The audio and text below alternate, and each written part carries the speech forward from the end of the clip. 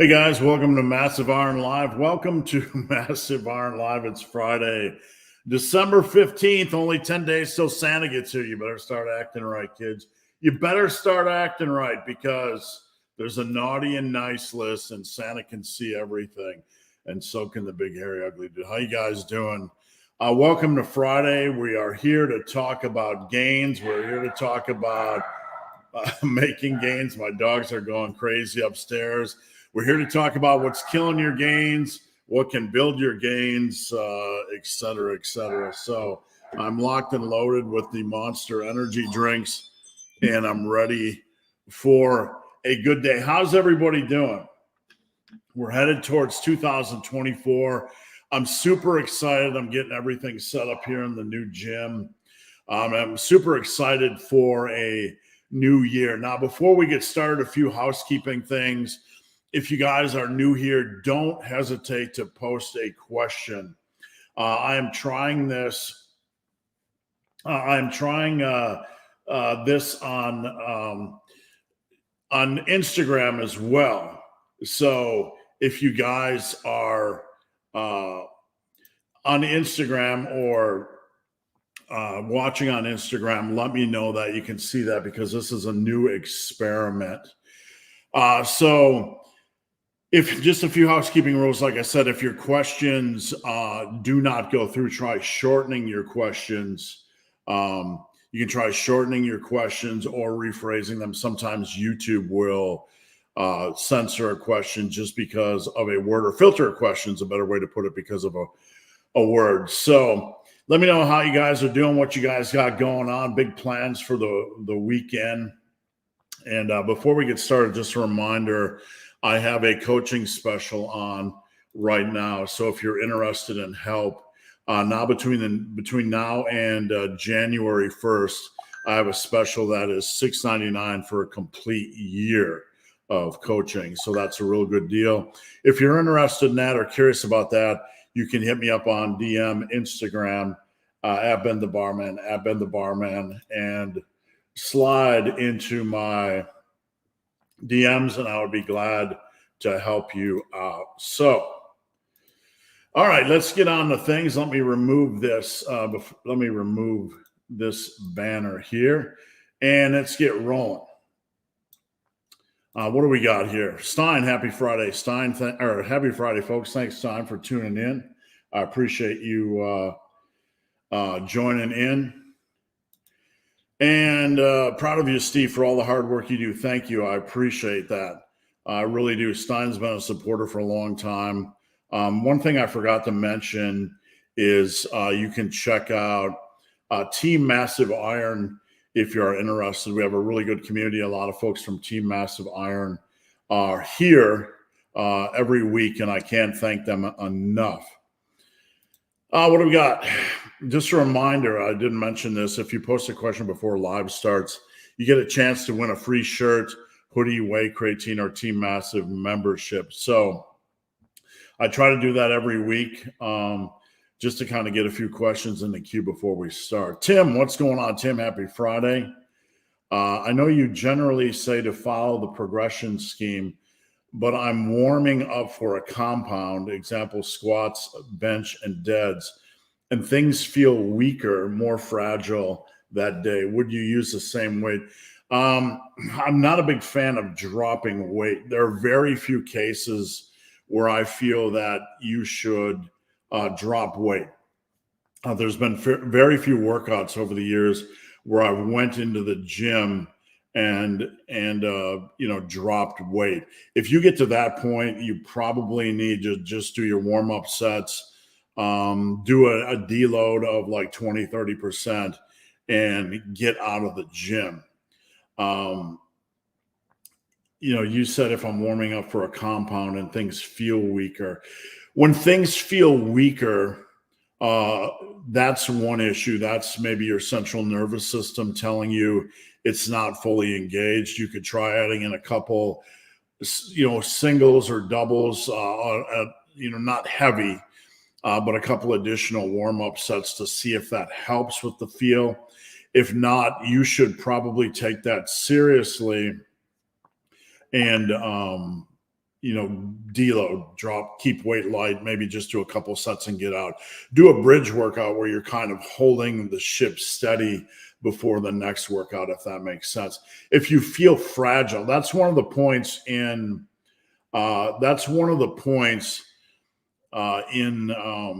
doing warm-up sets or a feeler set for basically every exercise, is that if you're doing a feeler set for an exercise, it will allow you to kind of sense if any of the muscles in that movement pattern or anything in that movement pattern, connective tissue, whatever, feels off for any reason. If it feels off for any reason, then it's a good reason to jump ship on that exercise. But people often ask me, should I do warm-up sets for other than the big compounds once I'm warmed up? Let's say you're doing a chest day and you do bench and you do dumbbell bench and you're pretty warmed already. Do you do a warm-up set? Well, on the exercises that follow that, it depends on the exercise. Really does. I will sometimes do a very light feeler set for 5 reps, just to feel if everything's okay. So I hope that helps, Tim. And I just gotta make a quick comment.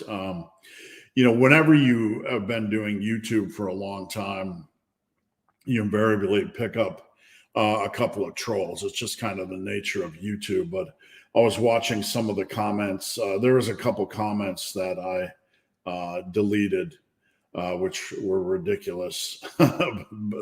Basically, we know the truth about you. I don't know what truth you know about me, but this is pretty much it. Anybody that's been following me for the last 20 years knows that I invest my time in people all day long. There's no secret hidden truths. There's been some pretty silly fabricated nonsense over the years. One time, someone, I think one of the dipshits still thinks that I had a steroid lab in my basement or something like that. I mean, yeah, when my kids were upstairs playing, I was down in the basement, with a steroids lab. So all this stuff is silly, but I'm here to talk about training. Always will be here to talk about training. Always will be here to serve you guys. That's my A1 priority. And it always will be. Every day I wake up each day trying to help with the goal of helping you guys. I give all my time every day, answer questions for free. And, people like that, when they appear in the comments section, they're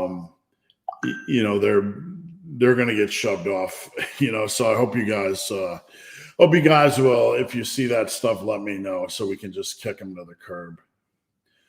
The secret's about the big, hairy, ugly dude, right? Like, I'm about the most boring guy there is. I go out and run and lift and et cetera, et cetera. All right. Where are we at?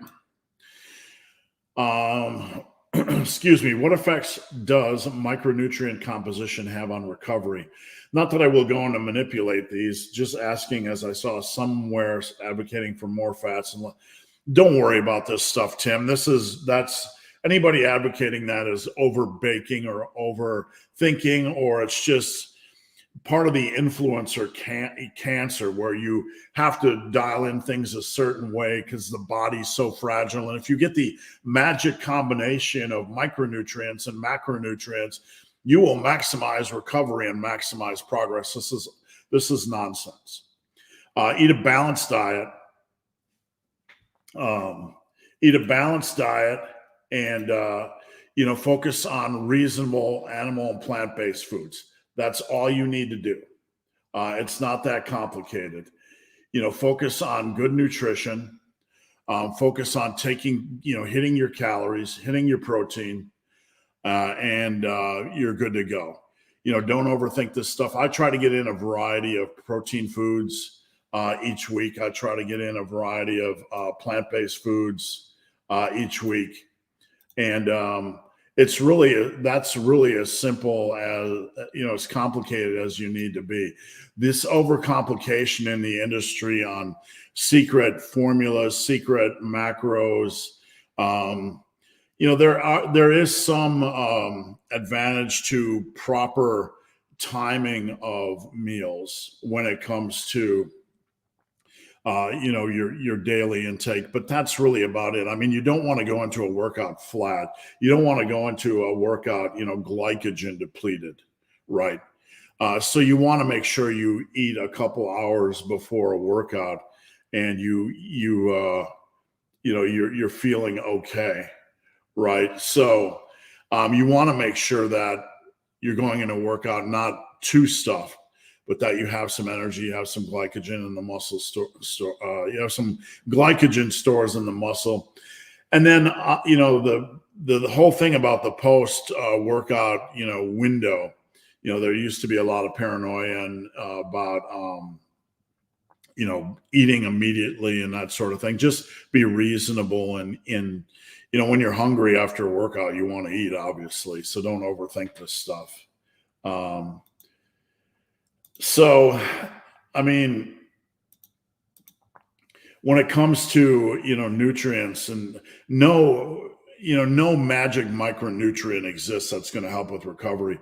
If you are training hard and training properly, you're going to feel a little bit tired, a little bit sore.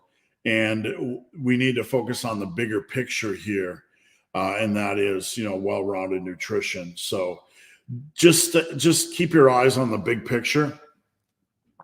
Don't fall for any of this influencer magic combination. It should be a red flag when anybody puts together something, puts out information somewhere that's trying to, position the body as being fragile, and you need a magic combination of so on and so forth. If you are training hard and you're consistent with your nutrition, that's really all you need to have. Mike, do training methods like using 1.5 reps or 21s on biceps fall in the bucket of partial reps? We're getting into definitions here a little bit. I mean, we're not specifically doing them to get like long length partials or stretch mediated training or anything like that. What the point of doing something like this is to increase the tension and stress on a muscle, right? To do something different, in some cases borderline extreme, or certainly more challenging, to place more stress on a muscle. So I wouldn't position it as partials. Yes, they involve partial reps, absolutely. But the main goal is just to increase the overall intensity of that set while still focusing on progressive overload, if that makes sense. Tim, what do you think of barbell dumbbell rowing with higher back angles? I've been getting a great feel for my mid back with my pendleys, where my back is almost parallel to the ground. What he's talking about, when I teach the pendley row, and sometimes I even hesitate to call it the pendley row because, my variation is probably slightly more nuanced than Glenn Pendley had originally designed. So I use it. I use the term pendley row just because it's convention. But when I teach it, I want your hips slightly below your shoulders.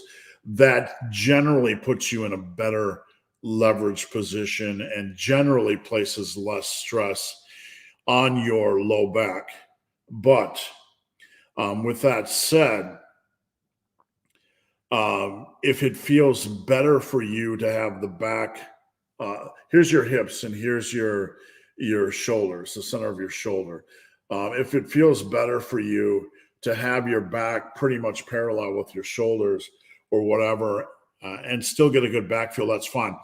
This is the issue with training, that when we get into making rules and applying them to everybody, right? Like everybody has to do this exercise like this. what we do is we lose focus on the reality that everybody is truly unique, limb lengths and leverages, so on and so forth. So we kind of dumb down training a little bit, right? We just bring it to the point where like everybody's the same. You have to do everything the same. It should be a big red flag whenever somebody is trying to turn an exercise that might have some nuance to it into a one size fits all. Now, there are certain rules we have to abide by when it comes to each specific exercise. But on like a dumbbell row or barbell row, if breaking the rules slightly and raising your hips a little bit provides a better back feel, that's fine. One thing I will say though is that back feel still needs to facilitate progressive overload. So we have to be willing to change. If you start, Tim, with your hips equal with your shoulders on a barbell row and it feels good today, you must understand that as the weight goes up tomorrow, it might not feel the same and you might need to change that tomorrow. So just because something feels okay today doesn't mean we need to stick with it tomorrow. We can't stay tethered to things. One of the pillars I talk about in the massive iron world is evolving training based on needs. And this is a really good example.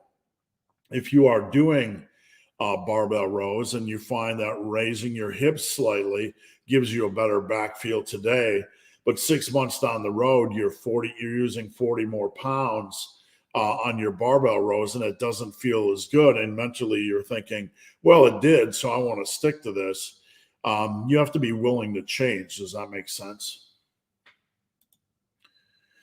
What do you think about length and partials? I enjoyed the rants. Yeah, I'm always hesitant to do things like that. I really, really am. And sometimes I think the honest truth is when it comes to content, and I think you guys know this, my coaching is my priority. My Team Massive is my second priority. And, social media and YouTube is my third priority. Actually, this is one of my big priorities. I like doing this a lot. But I simply don't have time in my schedule to overproduce videos. So what invariably happens is sometimes I'll get fired up like I did on that video and just shoot. And it isn't often when I go into full rant mode. But if me and you were sitting in a room, that's kind of the conversation you would get about the subject. That's what we would talk about. That's, I'm just trying to be real and not fake. That conversation is what we would have if we were sitting in a room about it. It's what I would share with you. And, it is what it is. Conversation is good when we process it properly. Do I know everything about length and partials? No. Do I watch every second of every influencer's videos? No. Do certain things trigger me? One of the things that triggers me is when, and I hate to use that word, it's so overplayed, but it is when somebody uses a clickbaity title like, he did, and basically saying this, framing the length and partials as some kind of super intensity technique that was kind of a game changer, right? And then in the video, we're kind of, backtracking a little bit or saying it has limited application or whatever. That's kind of like what Athlete X does a lot. He'll make a title and then in the video, he'll say like the title will be like the 3 greatest exercises for abs. And then he'll lead off the video with the caveat, exercises don't really give you abs. But I just had to put that in the title for viewers, right? Hey, I'm just not that type of person. I mean, I'm going to talk to you on here how I would talk to you in person, right? I'm going to talk to you uh, on this video like I would talk to you in person. And, I appreciate those of you guys that understand that. And those of you that don't or want to get triggered by discussion, this is probably not the channel for you, right? I'm always going to be real and I'm always going to be honest. And I'm not some part of their in crowd. I'm all about lifting. I'm all about results. I'm all about purifying things down into the basics and things that removing the things that don't work. And if you ask me in person what I think about so and so, I'm going to tell you probably I do it a lot less on Instagram or on Instagram and YouTube, that's for sure, because I simply don't want all the nonsense and headaches.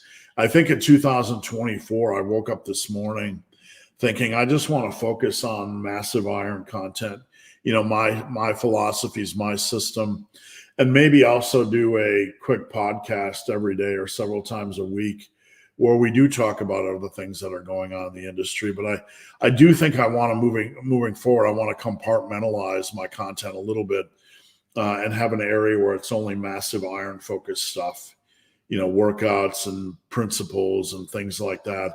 And then maybe a second channel where I just do kind of podcasting, because YouTube doesn't seem to like the live videos. But YouTube is a funny place. I mean, it really, really is. I put out a video on my escalating rest period training on bench press. And, you get comments like, I thought you were all about the basics, right? Like, no matter what you say, you're going to get attacked on YouTube by the 1 or 2%. So you can't win. But at the end of the day, I'm not worried about winning everybody. I'm worried about, helping those of you guys that understand what I'm about, understand the message. So anyway, enough rambling. Yvonne, good morning. Team Massive, happy Friday. Thanks for tuning in. Rico, good afternoon. Congratulations for winning Trainer of the Year. Thank you. For those of you guys that haven't heard, I received the great honor of, I don't even know how to even begin to talk about this. It seems surreal. Almost like a Twilight Zone episode for anybody that even remembers the Twilight Zone. But Trainerize, the largest training app in the world, they have like 400,000 coaches and trainers on there. I got nominated in the top 5 for Trainer of the Year. And yesterday they announced that I was Trainer of the Year. I'm not going to lie, it was a very emotional day. I put a lot of blood, sweat, and tears into what I do. I care. I care more than you can even begin to imagine. Doing this for a living and putting yourself out there, you have to deal with so much of the 5%, nonsense. And I try to keep my head out of that as much as possible. No matter who you are, you do this long enough, and people are going to, people are just going to constantly, you're going to aggravate somebody. Somebody's not going to like you, right? Somebody's not going to like your message. Somebody's not going to like your perspective, your training philosophies. That's just all part of the game. Someone is not going to, like you. And more as I head into 2024, I just want to focus on those that do, right? And never in a million years, I'm just rambling, but never in a million years would I ever expect, to even come close to being Trainer of the Year. It's a huge honor. I mean, I can't overstate that enough.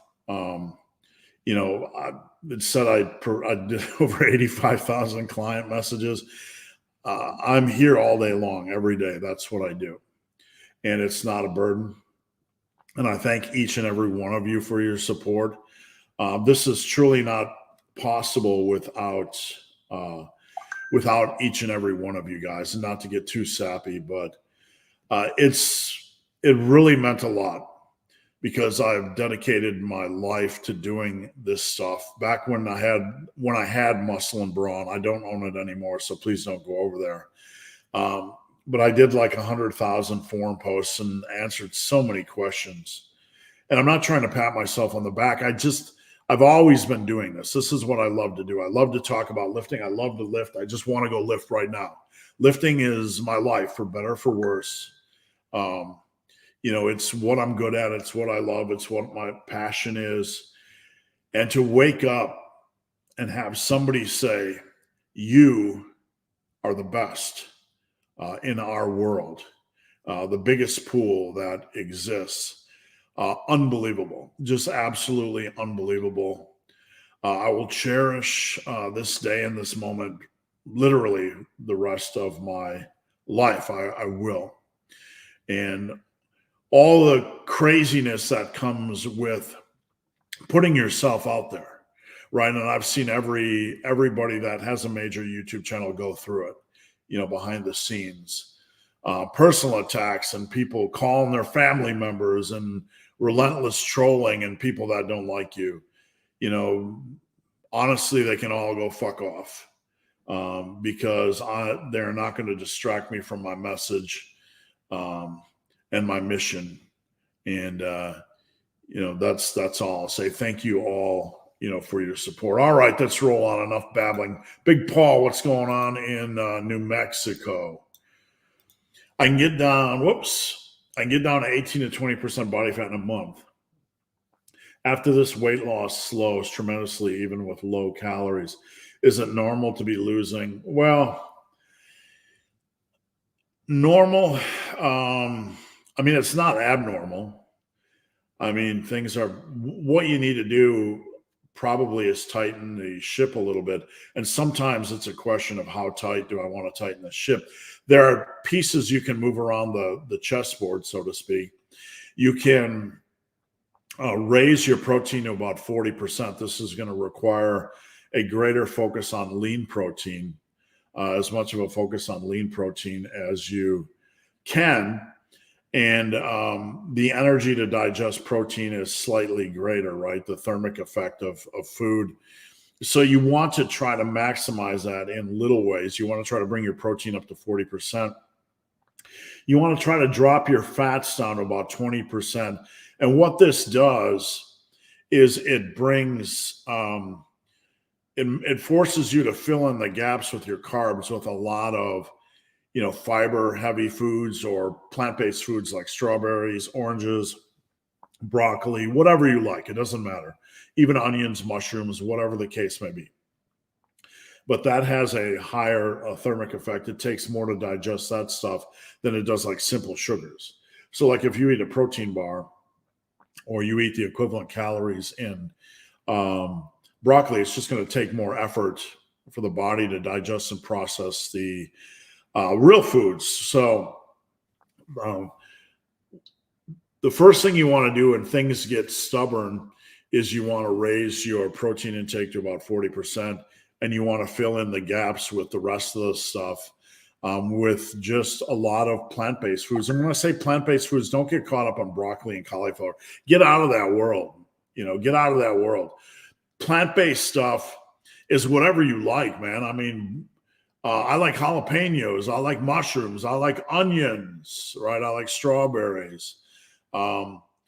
Everything I eat plant-based is really not broccoli or cauliflower. I like broccoli, but we just have to move beyond that a little bit. So those are some things that you want to do, right? You want to bring your protein level up. You want to fill in the gaps with as much high fiber plant-based foods as you can, stuff that's harder to digest, that has a greater thermic effect. You want to increase your movement a little bit. That is, sometimes a little bit of a increase in movement is like the tipping point. It can make a big difference. So those are the three things.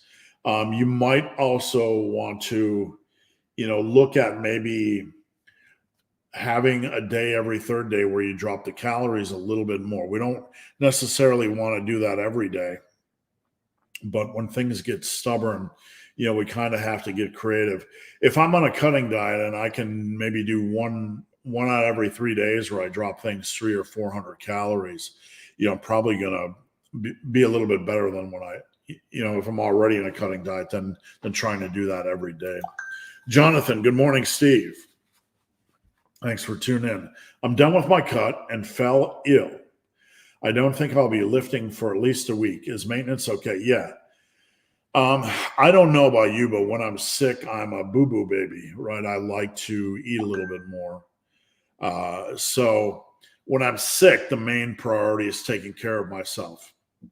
Now, obviously, we don't want to slip into like binge eating land or abuse land. But I personally, when I was growing up, we all heard starve a cold, feed a fever, all that kind of stuff. And, it kind of stuck with you mentally.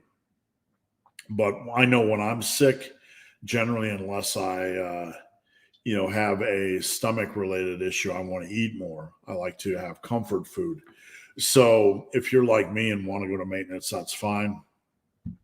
I don't think if you are ill and you feel hungry that being in a deficit is probably a good thing. That's just my impression. So maintenance is perfectly fine. Big Paul.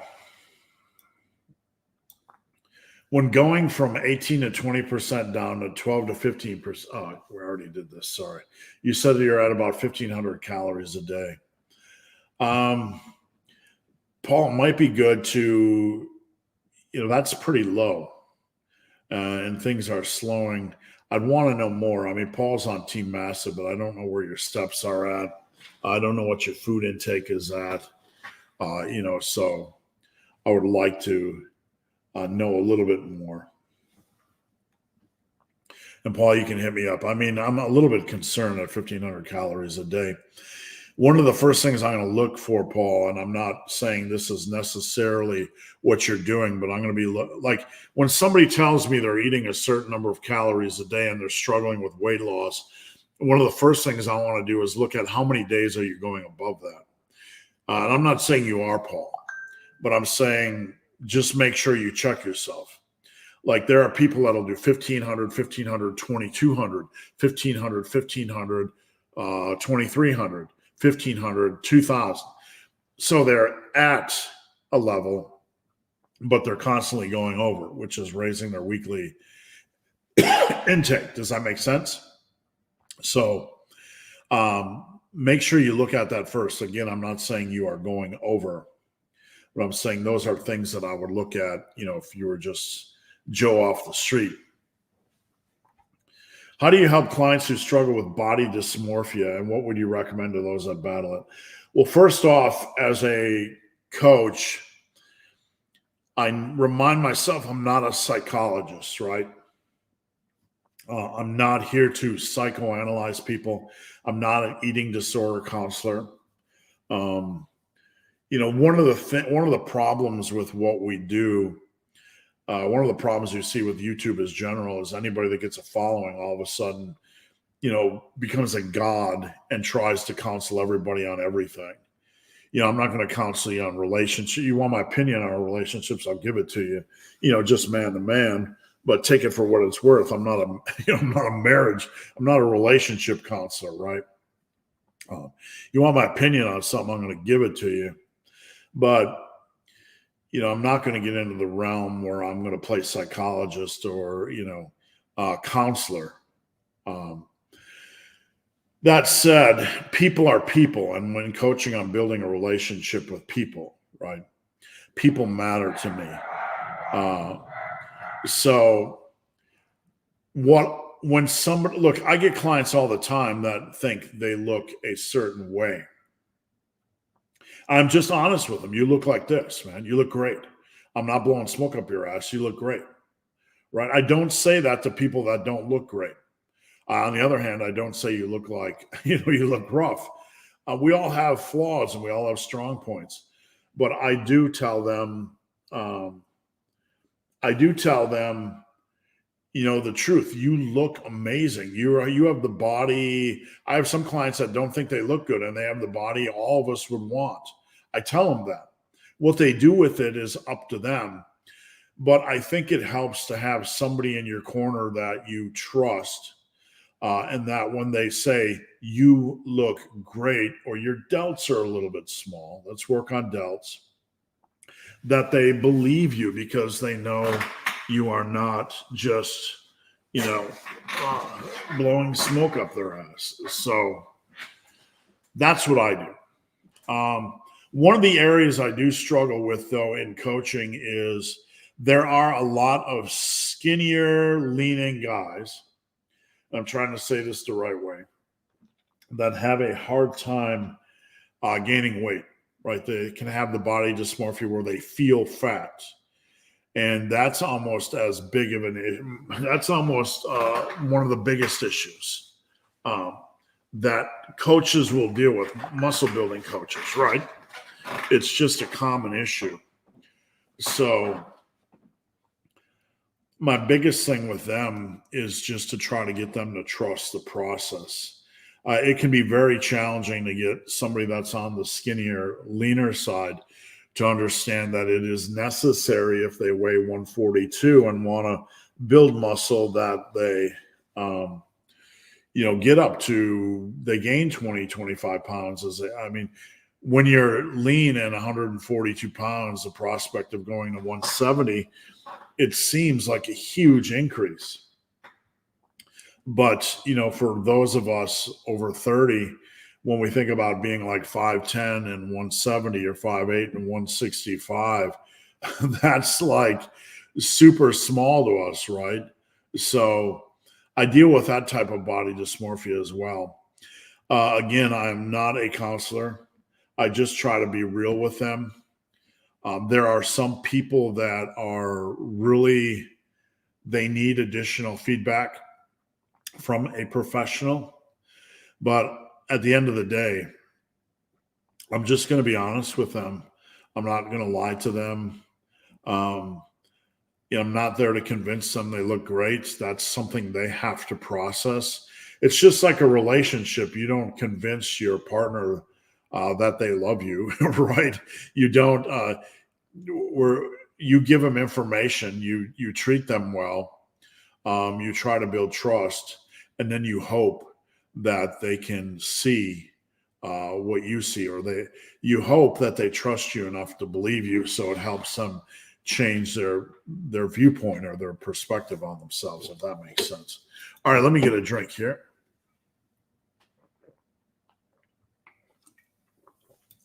All right. Describe your coaching process for new clients, and what are the core values in coaching people? Well, I will tell you, I guess I can start by telling you how other people coach and how I coach, just as a differentiator. I'm not framing myself or how I coach as better. This is just how I like to coach, how I feel comfortable coaching.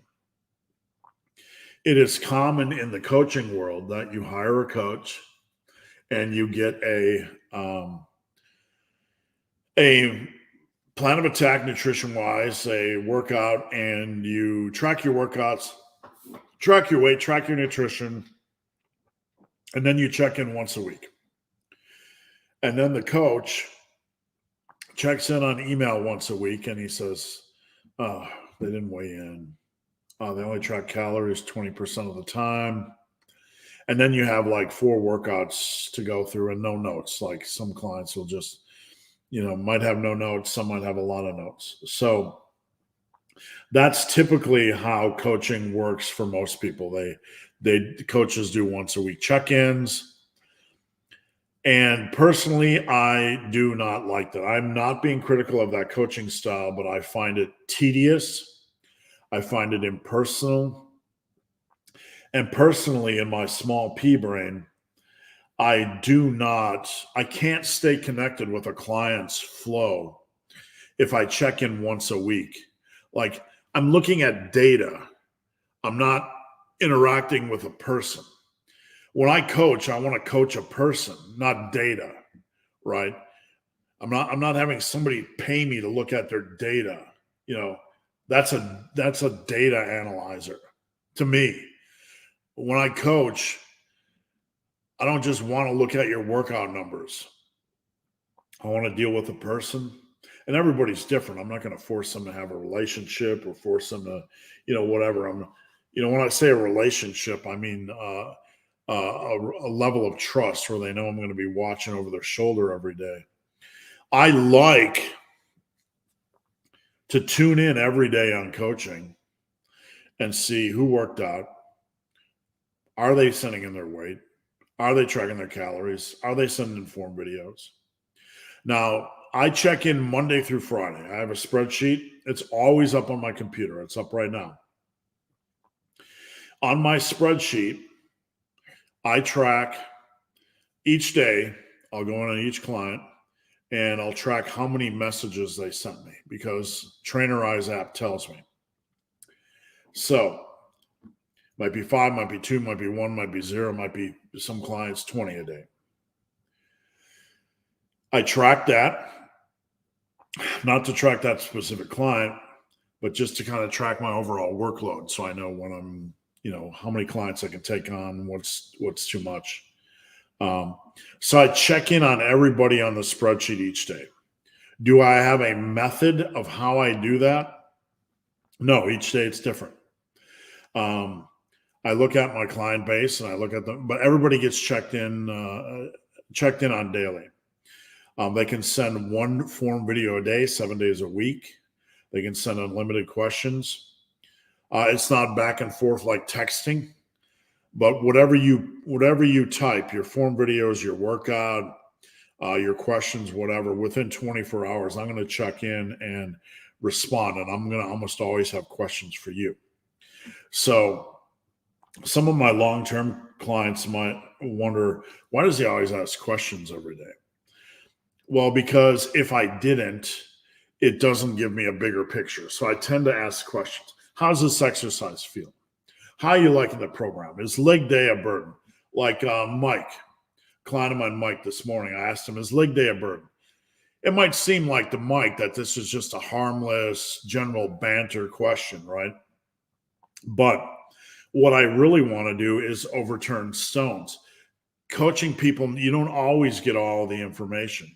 So I asked Mike this morning, how much do you dread leg day? Or something along those lines. I asked him a question that he might not typically think to. Maybe he goes into leg day and he dreads it. I asked Mike, what do you think of leg day? I'm doing things like that to turn over stones, right?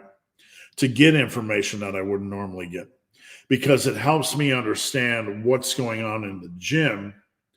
But it also helps me see his passion or his lack of passion, his motivation, lack of motivation, because I cannot coach people if I do not have feedback. If you have somebody that just gives you a workout report and just gives you a weight, that's fine. I can't assume they don't have passion, but I'm still going to be, trying to turn over stones to get more out of them. I try to get more out of clients than they give, not because they're not giving enough, but because I want to know more. I want to know more. I do not try to take up a lot of a client's time. I don't want to take up more than 2 to 3 minutes a day. But I mean, if you are paying for coaching, you should want a coach that, is touching base with you to see what is going on. So in that mix, we evolve things, on a daily basis. We keep things fluid. Hey, I want to cut. I'm not feeling good about what I see in the mirror. I want to cut my bulk short. I want to cut. Or I went in this and I tried a new gym and I don't like this exercise. I tried this variation. We evolve things, right? It's give and take. It's fluid. And I think that's the good thing about how I coach, at least for me, is that we stay in contact. We're always agile. We're always listening to feedback on a daily basis. And in the short run, it doesn't seem like a big thing, but in the long run, we are constantly evolving, adapting, changing. while staying focused on the goals. I could not, nor would I ever be a coach that says, here's your workout. It's the best workout. Go do it. And I know coaches that do that. If that's what you want, right? But, on the coaching side of things, one of the great things for me about winning Trainer of the Year is you guys do not see how many other coaches, how many other experts tell me I work too much, tell me I do too much, tell me I'm too invested. They do. I'm not kidding at all. That's the normal. They tell me I'm out of control in a sense. I do too much. Right? I give too much. This is what they say. I'm not making this up. Because I think they feel like my system has to be their system. And they don't know how I do it. I do it just fine. I love what I do. Look, I spent 20 years in physical labor, tossing oak pallets at the end of a canning plant, doing machining and just loading, running a forklift in 30 below weather outside in Wisconsin. That's what I did. I'm not playing the violin, but that's my background. I spent 20 years in physical labor, right? I trained myself out of college. You guys know my story. And I spent 20 years in physical labor. Coaching for me is not work. I get to sit here every day and talk about lifting and guide people. And I don't view it like work, right? People constantly, these coaches, these experts constantly tell me I'm doing too much. I'm charging too little. You're doing too much. You're charging too little. That's what they tell me. I'm not trying to elevate anything I do, but that's what I hear all day long from these guys. You got to scale. You got to charge more. You got to charge way more. You go out there right now, if you're an insider, they're going to tell you need to charge at least $200 a month for coaching. I charge $149 the first month to get people set up, and after that, it's $89.40 a month. I try to keep my prices reasonable so more people can join in. Now, there's also the thought in that realm, in the fitness realm, that if your prices are too low, you'll attract, this is what they say, basically riffraff, people who don't take it seriously. I don't know, man. I don't know. I don't find that. I find everybody that comes to me wants to see good results. And I don't know about you, but $89.40 a month is still a lot of money to pay for somebody to tell you how to lift weights. I'm doing just fine. And to all those out there that tell me I work too much, I give too much, man, this is what I love to do. This is absolutely what I love to do. This is not work to me. I respect you, brother. I respect if you don't want to do what I want to do, but get the fuck out of the way, because this is where we're going. We're going to help as many people as we can while we're on this planet. All right. Thank you for Team Massive. Thank you for being part of Team Massive. Anybody that is curious, we have teammassiveiron.com.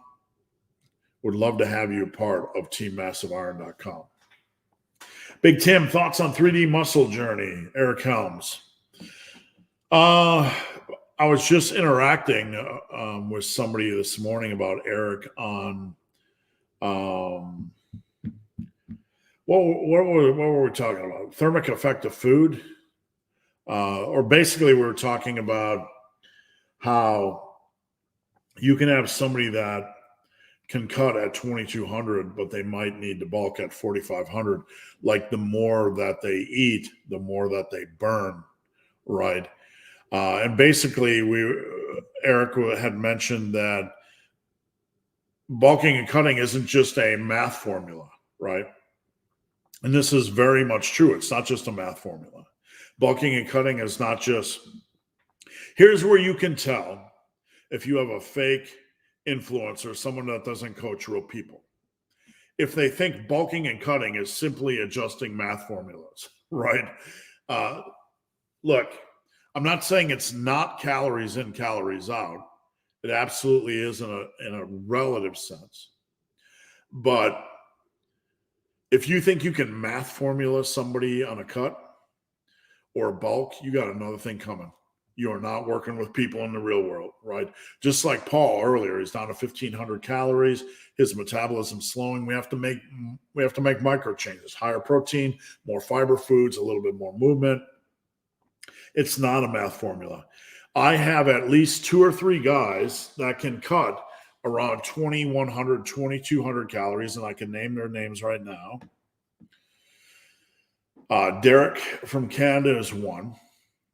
And he has to eat well over 4,000 calories to gain, right? So, Eric and I agree on a lot of things. I had never spoken with Eric Helms, and I was thinking this week how I'd probably like to.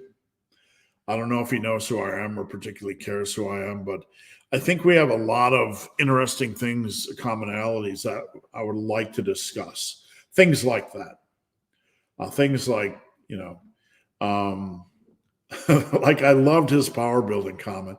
I really, really did. Where he said it's basically the oldest form of fitness. I don't understand in fitness why we need to get so caught up in words. The point is to help people. Words are just there to communicate nuance, right? It's funny watching the entire fitness community go crazy over a word of power building. I've always used it simply to mean I'm a bodybuilding focused guy that really, really, really, really likes strength, right? So anyway. Eric, the beard of redness. Hello, power builders. Congrats on being number 1. Thank you, sir. Couldn't do it without all of you guys. LV King. Hello, coach. Congrats on winning coach of the year. Thank you. How much respect did you lose for Jeff Nippard? I just don't understand. The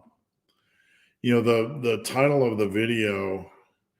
Look, I'm going to pull it up so we have a reference point. I don't want to bash people. I really don't. I'm just more confused, right? Let me pull it up. Just let me pull it up. Okay. And you guys, I'm not trying to persuade anybody. I'm not trying to, do witch hunts. I'm just trying to talk about this stuff because I believe it's important. Let me skip past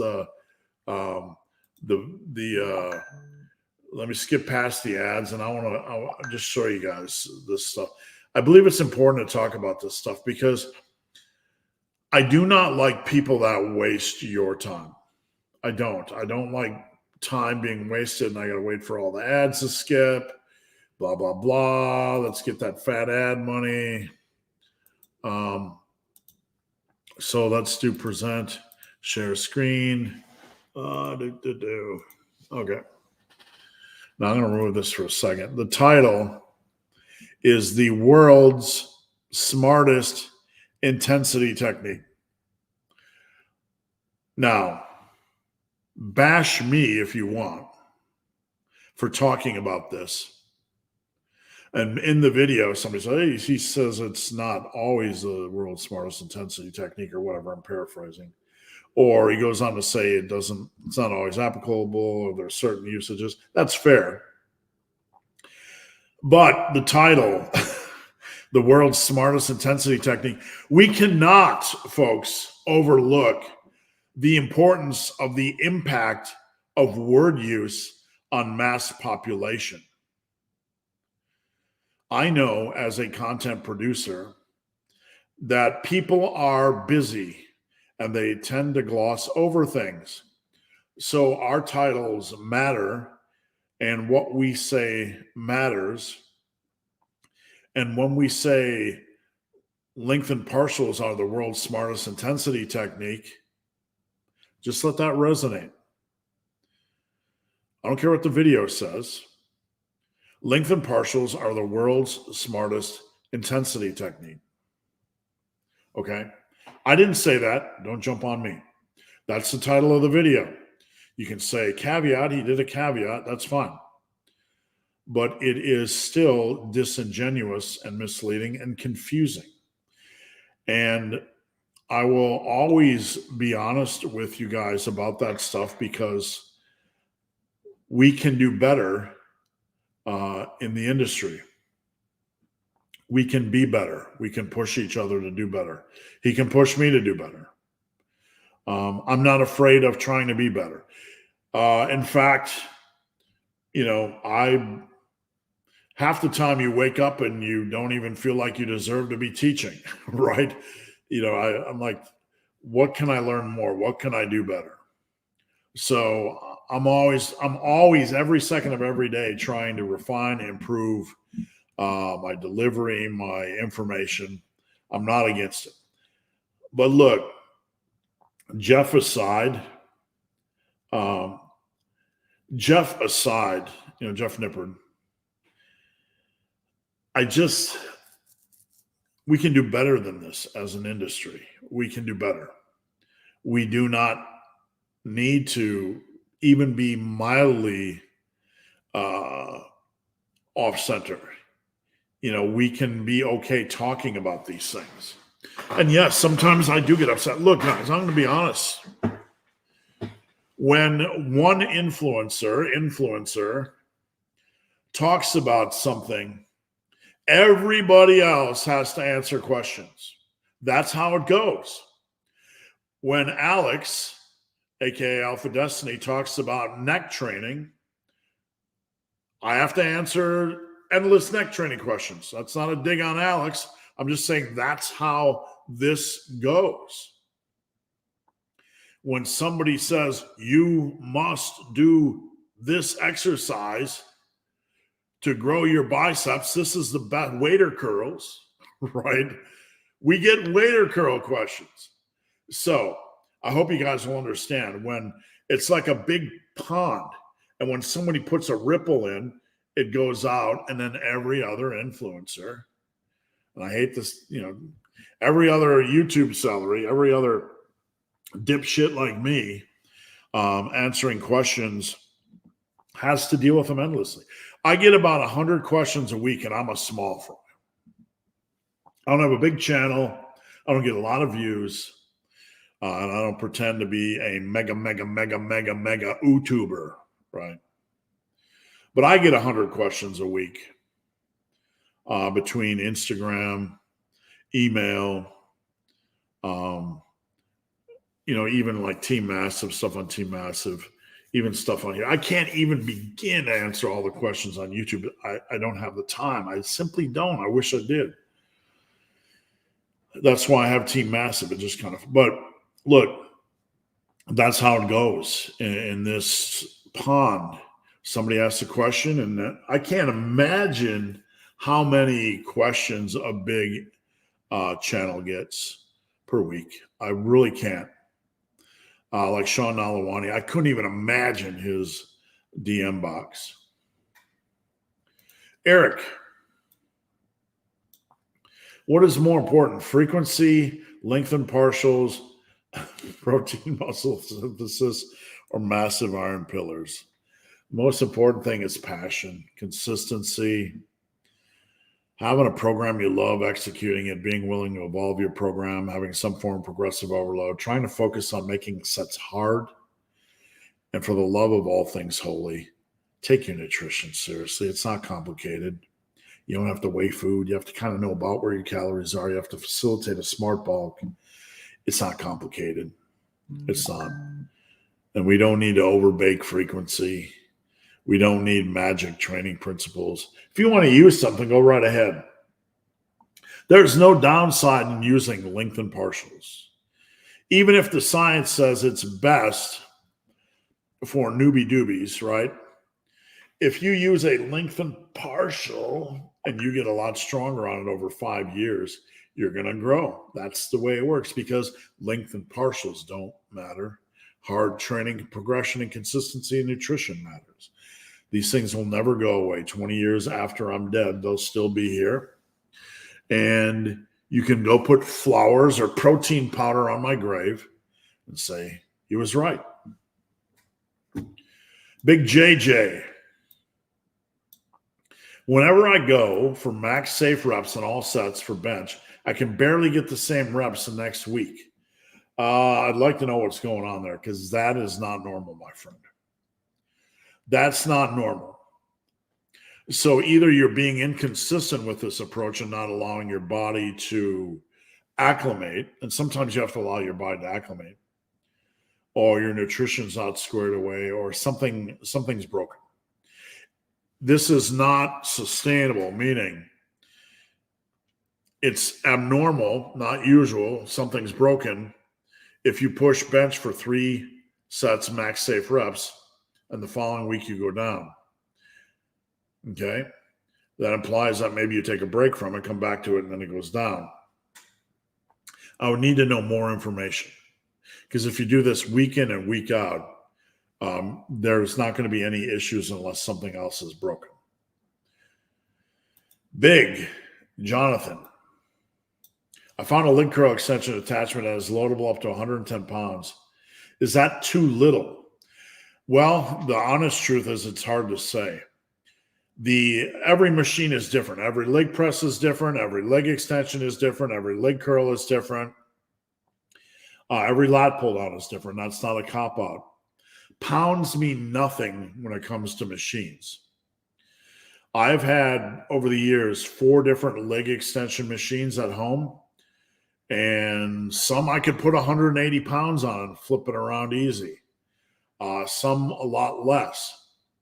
So pounds, it really is impossible to tell. The only way to know is to try the machine, and that's not always possible, but that's the honest answer. Let me get a drink.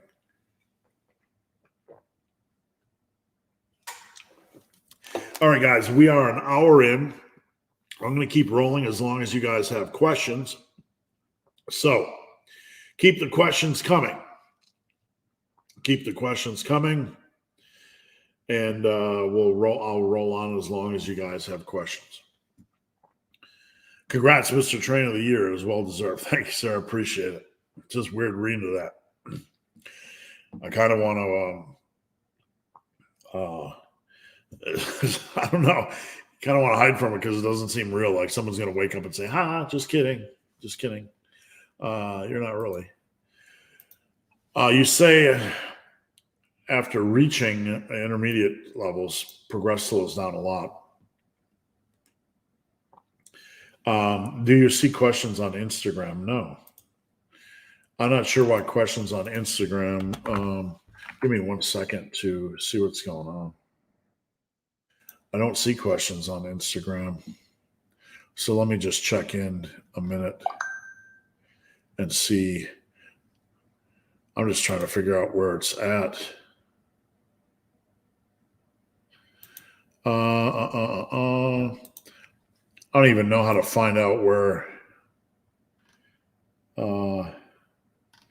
I don't even know where to find out where the questions are. I'm on Instagram on the web. Let me look on my phone real quick. And sorry to distract you guys. I don't know what's going on. So I don't have a way to filter this. So where art thou? I don't even know. Is it on the stories? Hold on. I don't even know where it is, to be honest with you. I just tried sharing this with. If you want to stop it. I just tried sharing this with Instagram, and I don't see, really anything. So don't know even where to find it on here. Instagram's a little bit confusing. So no, I don't see questions on Instagram. I don't even know how to find it. I've just been trying to, I just tried to load it on Instagram, load this live on Instagram, but I don't even know, where to see it. There's just nowhere for me to see it. It's just well hidden. If anybody knows, let me know, because I certainly don't know. So I'm sorry for the distraction. All right, where are we at? You say after reaching intermediate, progress slows down a lot. Are we actually gaining muscle even if we progress a top set? Yeah, it does. Look, think of it as a substance, like your body is a substance. Okay, let me remove this a little bit. This is your body, and you have a pressure that's placed on it. This is progressive overload. And it progressively gets heavier, and you're pushing down progressively harder, right? But the body, let's just say we're dumbing down this for the sake of discussion. Compression, the harder you push, the less it's going to compress, right? That's basically muscle building. The more and more you push, the less and less you're going to get out of it, right? But you are still building muscle. It's just that it gets harder and harder and harder. You still have to follow the same process. Like, just because you're not adding a rep doesn't mean the intensity is not slowly increasing. Because when you go into the gym, things aren't just quantifiable as a solid rep, okay? Like in strength on bench, okay? You could hit your 6th rep on your last set, could be just the grinder of all grinders, right? And then the next week, it could be a grinder, but a little bit better. All of a sudden, you're a pound stronger. Next week, a little bit quicker, still a grinder, you're 2 pounds stronger. And then all of a sudden, boom, it's quick. So we are always progressing when we are placing constant stress on the body. We are always progressing. But what we are not doing is constantly seeing that present itself as a consistent rep increase. Does that make sense? So when the pressure is there, you're constantly going to be progressing. You're just going to be progressing slower and slower and slower. It's like a hyperbolic curve, right? The closer you get to the horizon, or whatever you call it, the slower the rate of progress is. So you're still progressing with that pressure. And it's just not going to show itself specifically, in reps. If anybody is on Instagram and they have a link to the live video, if they could DM it to me. So I literally have no idea. I tried to do a live video, or I tried to find the live video on here, but I simply cannot find it. So I don't have any idea where it's even connected. So if you guys could just, let me know if one of you guys could DM me the live video. That would be awesome. All right. Bob, congrats on Trainer of the Year. Thank you. Michael, congrats, Steve. Thank you. I appreciate it. Ralph, how's it going? Ralph from Team Massive. Thanks for tuning in. Appreciate it. Hey, Steve, on my full body. Hold on a second. Let's make sure I didn't have a. Oh, Tim sent it. I just got to mute it. Now I can see it. But now I can only see. Now I can actually see it. Thank you. I can actually see the live. So I don't know where the heck you guys found it, but we'll just keep rolling. Hey, Steve, on a full body program, I do deads 1 day, squats day 2, leg presses day 3, Bulgarians, RDLs mixed in. My hips hurt and I'm stiff. Can it be overuse or lack of recovery? It could be a lot of things. It could be that your squat form is not up to speed. A common thing is that your knees are inside your elbows. It could be your deadlift form is not perfect. It could be form driven. So we would definitely want to work on form or want to look at form. Hips are generally going to be, hips are generally, you're going to have a tendency to see hip stress more from squats and maybe like deads or RDLs, maybe even leg press. So the first thing we want to do is look at form. The second thing we want to do is, we would consider programming. Is there anything we could change? Maybe work in a little bit more rest periods. Does that make sense? So make sure to get videos. I would look at videos on squats first. David said Instagram has your voice sounding a bit deeper. I don't know why. That's odd. Massive congrats on Trainer of the Year. Thank you. I appreciate that greatly. So any of you on Instagram, I can now actually see Instagram. There's actually 3 people watching, which is like nada, right? People on Instagram like, what's this clown doing? Barbell Beauty, what's going on from Team Massive? Happy Friday. Congrats for Trainer of the Year. Thank you so much. I appreciate it and all your support. Big Paul. If you are progressing on 2 sets, is it a waste of time to do 3? No, not at all. That's like saying if you eat 2 donuts, is it a waste of time to eat 3? Just a joke. If you do 2 shots of tequila, Paul, is it a waste of time to do 3? No. We really have to look at like weekly volume. How's your weekly volume per body part? How's your recovery? How much time in gym do you have to dedicate? And we have to kind of adjust things like that. Now, if you like 2 sets for an exercise and it's working fine, keep it. Are you getting the results you want? In the bigger picture, are you getting the results you want? If not, then we might have to change things. So it's more complicated than just how many sets per exercise, if that makes sense. Shelly from Team Massive. Feeling more achy about 8 weeks into my cut. Is this likely reduced glycogen? Probably a lot of things. You probably are just getting a little bit worn down. I wouldn't say it's specifically glycogen, but I would say just getting a little bit drained. I'd be curious to see how much longer you have to go. Maybe work in a couple days at maintenance to see if you feel better.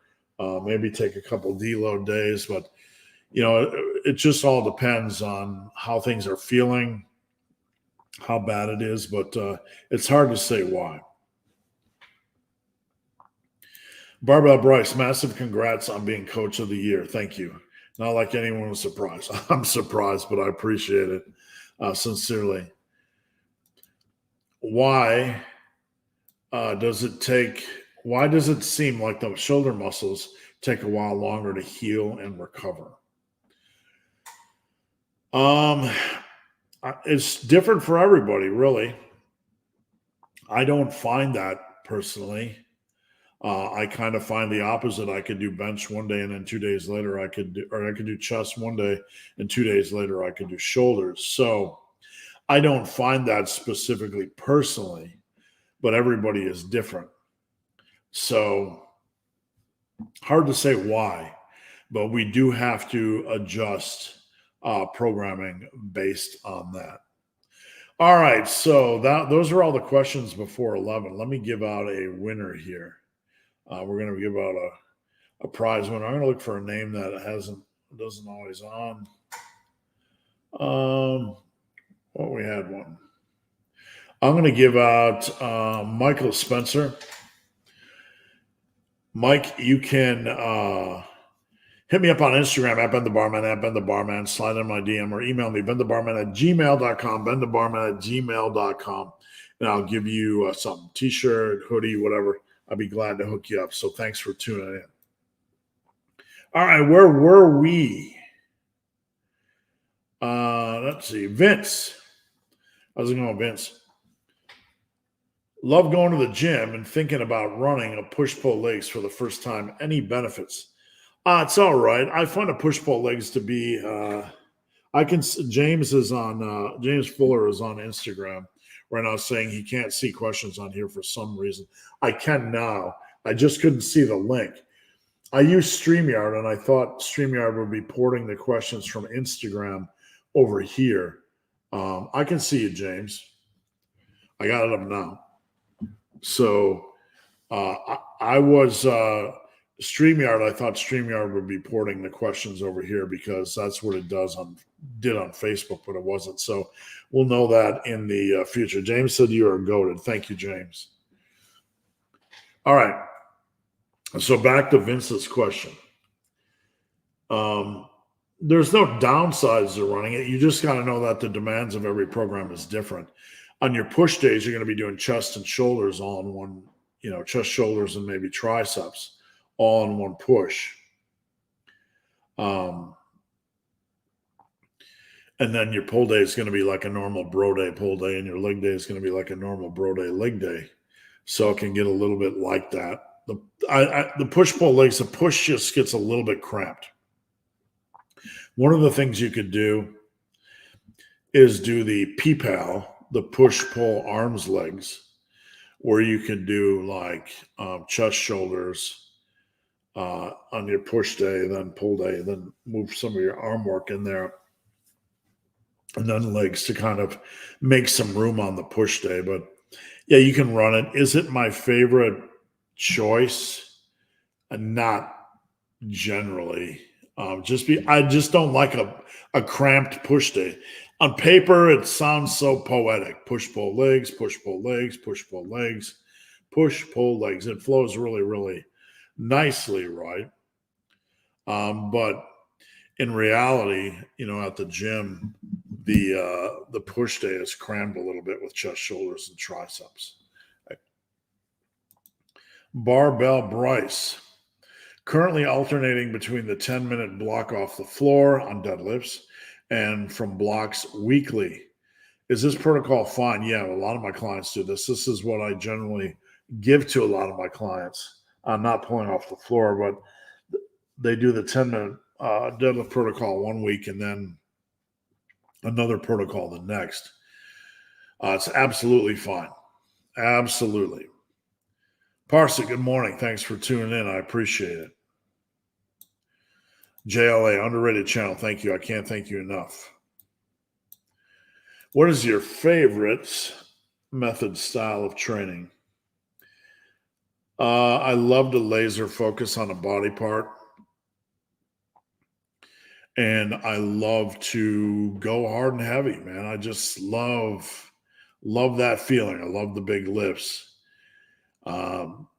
My favorite style of training is basically a lot what I teach. I streamline it and dumb it down a little bit for everybody because I know not everybody's a maniac like I am, right? Steve Reeves, etc. We'll crack one to Steve Reeves. There we go. Got some more caffeine locked and loaded. Parso. I really like the massive big bench program. Can you make something similar for overhead press? Yeah, I could. The best bet, Parsa, is to email me, benthebarman@gmail.com, or Instagram me. Just say, hey, this is what I asked. Can you take a look at it?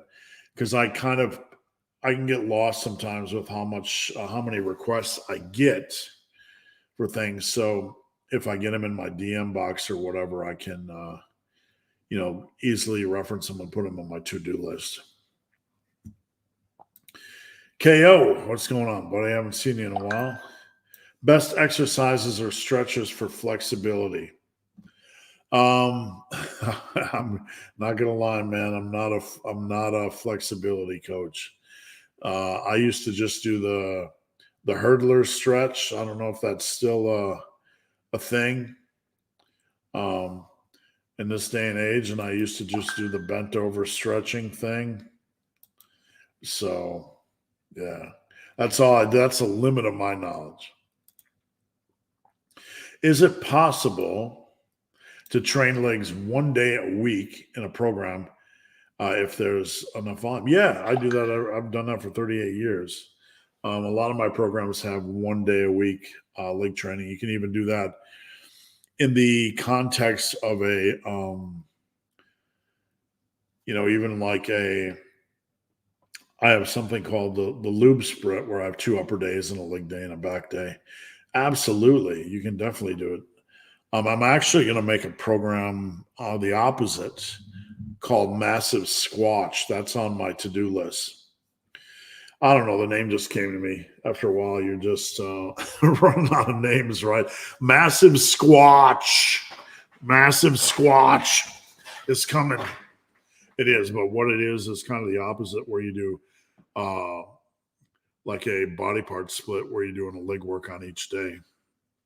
But I actually have an upper. I have an AB split where you're doing leg work on each day. So instead of having all leg work on one day, we're splitting it up a little bit. Scotch, what's going on? Let me say it.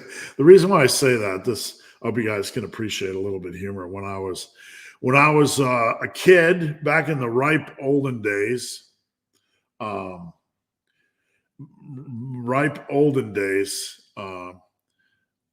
your sister used to call you a biatch, right? Or used to. So when I see that, I just see biatch, skinotch. I don't know. We got a question by James Fuller on Instagram. I'll get to that right after this one. Hey, Steve, hope you're doing well. When weighing myself in the morning, what's the margin of error? I mean, there's no real margin of error. It's going to vary. You're not eating the same thing. You're not sleeping the same amount. Your digestion's not the same. Your stress is not the same. You have exercise-induced inflammation. Your sodium's not the same. So there's going to be variance, but we want to weigh ourselves consistently so we can look for a trend rather that'll weed out the variance. Does that make sense? All right, on Instagram, we have James Fuller. Pick your poison. Get trained by Dorian Yates. Oh, that sounds intense. I don't know about that. Or Athlete X for 6 months. No. Get trained by Athlete X or Dorian Yates. Here's the thing, and I don't mean this as a slam, it's just a reality. It's the way reality plays out. If I were training Athlete X, I would want to train him my way. Let's go. Right? I would probably fall asleep doing waiter curls and all the tweaky weaky little thingies that he does. I don't like that style of training. I'd want to train him like me. Dorian, him and I have more things in common, right?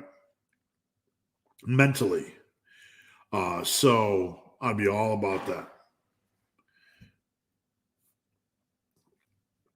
Richard, congrats. Have a great weekend. Thank you, Richard. I appreciate that. Paladin, happy Friday. Join Team Massive. Thank you, sir. New here. Thanks for tuning in. And don't hesitate to leave a comment, question. I'm here to help. Randall, thanks for the donation, Randall. Hit 275 bench. Ooh, nice work. I might not get to 315. If you can get to 275, you have a good chance of getting to 315. That's kind of the way it works. If you can establish that you have what it takes to really do something impressive, then you have established that you have what it takes to do something even more impressive. That's kind of the standard that I use. So I hit 275 a bench. I might not get to 315, but I would have made it this far without motivation you provided. Thank you, sir. That means a lot. I didn't expect to read that. I'm trying for 285 next week. That would be awesome. Please, just for me, I'm not going to share it unless you want me to, but I would love to see the bench, so film it if you can. And thank you, sincerely. This is my first time on the channel. Just post up a question, man. I'd love to help. Seth, simple example of good nutrition. Food is the last piece of the puzzle for me. I have a hard time understanding what I should be eating. Okay, so we got questions on Instagram, Spider80. I'm going to get to that right after this one. The first thing we want to do is establish, thank you, Spider. The first thing we want to do is establish calorie intake. Okay. Are your calories causing you to not gain weight? Then you're in maintenance level and it's going to be harder to build muscle. We're trying to build muscle. Calories you want to be gaining about 2.5 pounds a month. Okay. That's a good starting point. So if your calories are not causing you to gain 2 to 2.5 pounds a month, we have to increase them slightly. Calories are the first focal point. From there, you want to hit a minimum of probably 150 grams of protein. When you're in a bulk, it's less critical that you overconsume protein. We still want to have dietary balance and we want to have a reasonable amount of protein intake. So after calorie intake, you want to have some protein intake.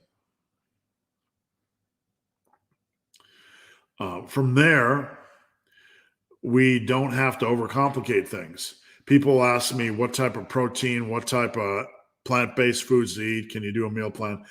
Here's the simplest way to do a meal plan. Get you out some paper if you're from 1979 like me, or a phone if you're from 2023. And write down the protein foods you like in one column. Egg whites, just kidding. Eggs, pork chops, Greek yogurt, protein bars, whatever you like. Write down your protein foods. Write down the plant-based foods you like. Taters, rice, sweet taters, onions. Think out of the box. Don't think broccoli and cauliflower. Onions, jalapenos, whatever it happens to be. Oranges, strawberries. Write down the foods you like to eat that are animal-based and plant-based and focus on those for at least 80% of your nutrition. And if you want some Doritos, pizza, whatever, fill in the gaps. That's the simplest way to do it. All right, so we had a question on the gram. I'm going to hop over to Instagram. If I can. Oh, there we go. I can scroll. From Spider80. Can bicep imbalance be fixed? If so, what would you suggest? I got a 1/2 inch imbalance. Not generally, no. This is a super common question. Nearly everyone on this planet has one arm bigger and stronger than the other. Can it be fixed? No. I've never seen it fixed. Mine's not getting any better. So no.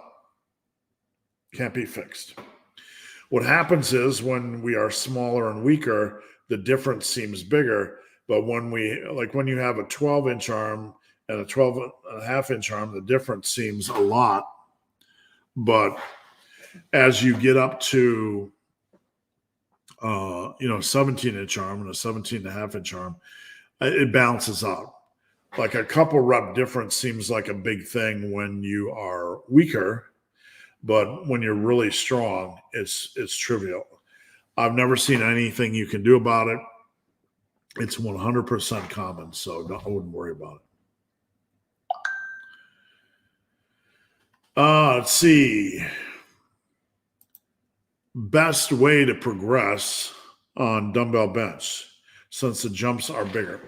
Good question, and this is something that we have evolved our opinion on in the last couple of years in the massive iron world.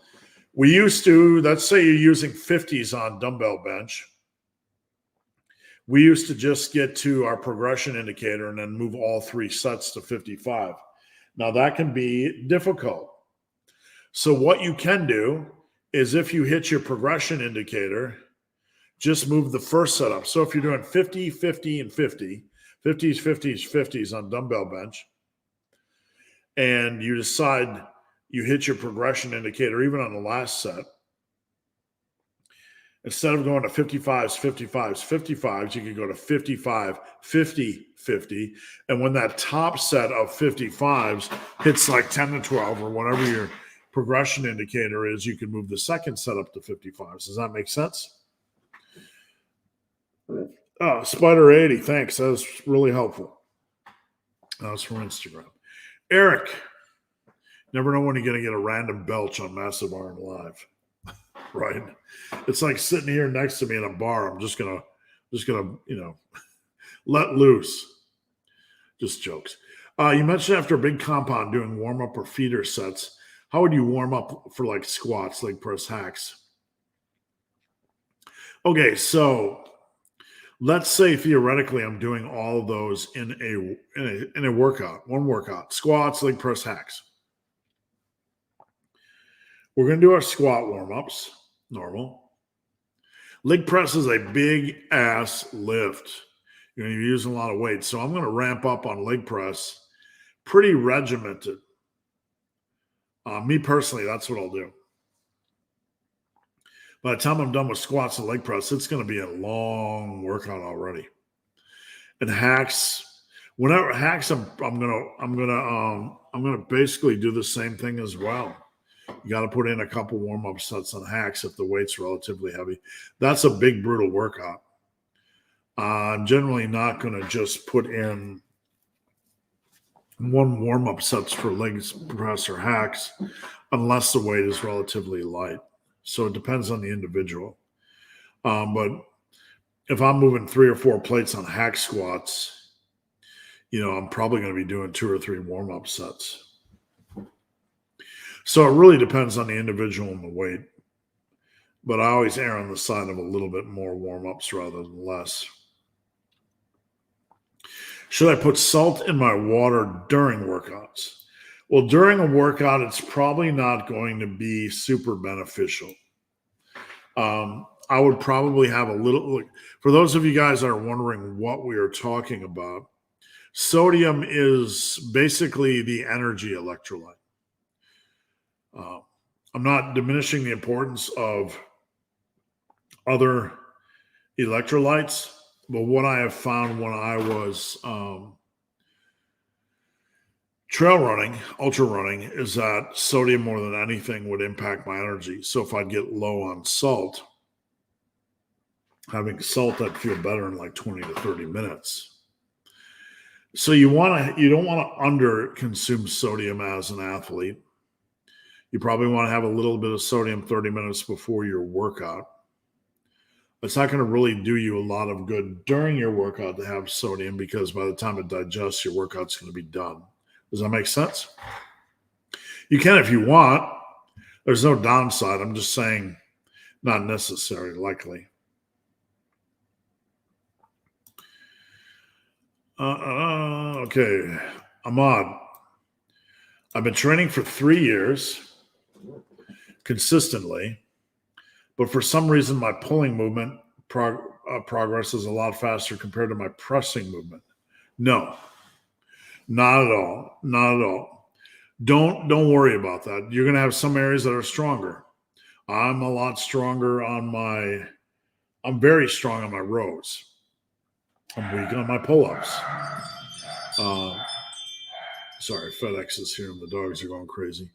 I'm strong at some lifts. I'm strong at overhead presses. I'm weak at barbell curls. That's just kind of the way I am. So don't worry about it.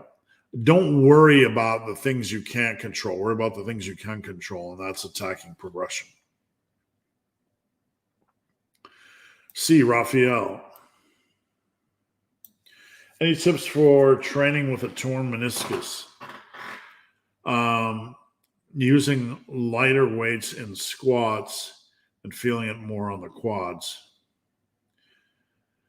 I'm no expert in training with one. With any injury, number one, obviously you want to blah, blah, blah, consult your doctor, blah, blah, blah, consult your doctor, right? Number two, be smart and do the exercises you can do, only to the limits that you can do them, right? So I can't give you blanket advice on what to do with any injury.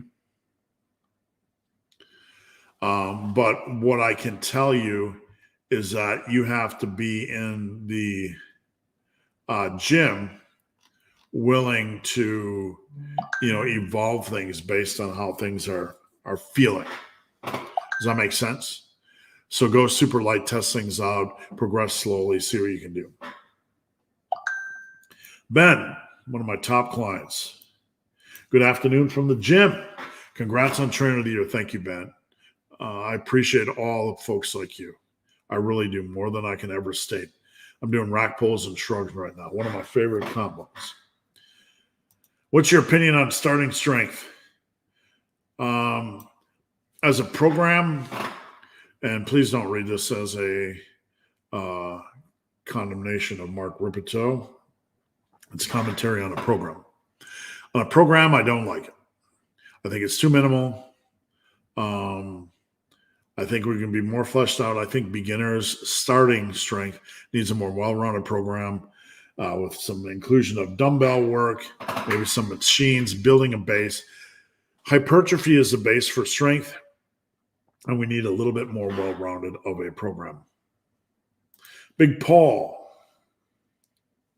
what do you think about milking strength gains at the top of a bulk? No. No, we have to focus on hard training safely. So we attack safely. We attack safely, and we progress naturally. We don't want to throttle it. We don't want to bottleneck it. Patty, has there been studies done on men in their 50s who have become very serious?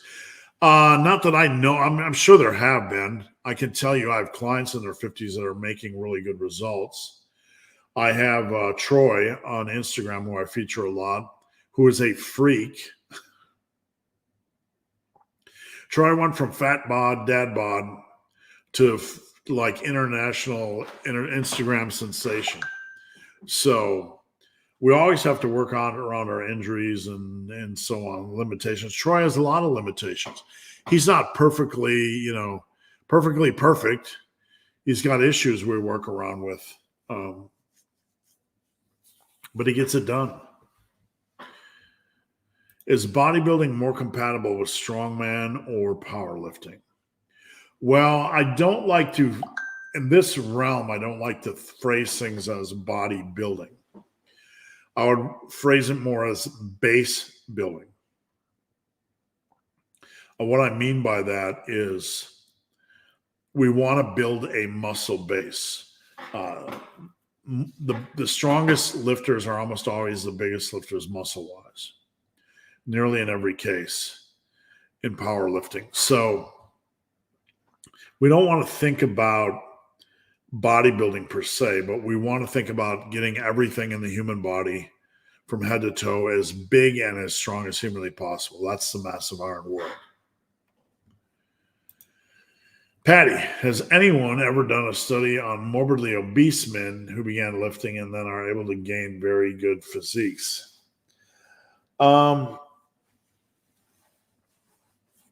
There were studies on, there was a mediocre study on sumo lifters that's sometimes tossed around in this day and age, where the claim was that sumo lifters had as much natural mass as natural bodybuilders. That's not true. They had mass, but not as much as natural bodybuilders. But look, one of the lies, and this isn't applicable for everybody, but one of the lies is that when you gain weight, it's all just fat. There are some guys that, gain some muscle. So, is it going to be like natural bodybuilder level? No. But there's no real study. I mean, I posted about this on Instagram before we came on. If you have weight to get off, you want to get it off so you can get on the building. So I have clients that lost weight and built just like everybody else. It's the same game. The only thing that's different is they have to get the weight off. Amanda P. What rep range do you like for RDLs? Good question. They can be physically taxing on many, so we basically want to start around the 8 to 12 range, and I like to dial it down to 10 or 8 if they start to feel too physically taxing. There's kind of a tipping point on some for RDLs where too much work just becomes stressful on the lower back. So 8 to 12, probably 10 to 12 is a good starting point, and dial it down to 8 if you're finding it too intense.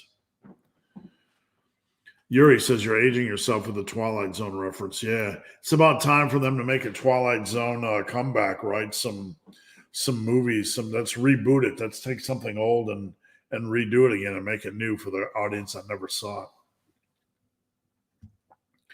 Lower rep RDLs are too fatiguing. That's fair. If I go beyond 10, they're too fatiguing for me. So that just goes to show everybody's a little bit different. Aren't you also an engineer? No, sir. I went to college in New Mexico Tech in 1986 to study math and astrophysics, mainly astrophysics. But I liked lifting more than I liked going to class. You deserve it. You're one of the greatest to ever do it. Thank you, sir. That is a huge compliment. I appreciate it. Added easy bar upright rows yesterday, and they feel great on my shoulders. Good. But not so much on the elbows. Okay, so I don't know that this will cure it, but when you pull up, think about driving the elbows up rather than pulling.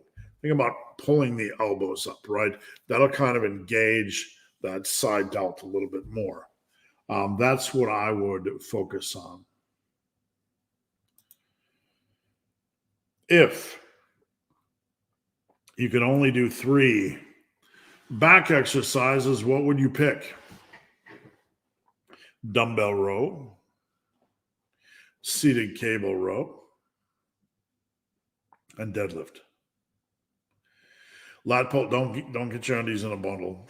Lat pull down's fine, but it has a limited progression opportunity for me, and I can't do pull-ups. DM Cook, you're still going to be on Table Talk. I was in contact with them last week. We're trying to push to February and March.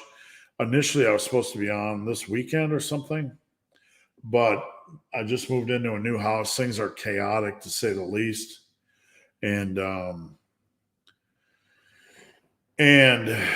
I just needed some time. I've been doing single leg dumbbell RDLs after seeing a video of John Meadows. Do barbell RDLs need to be No.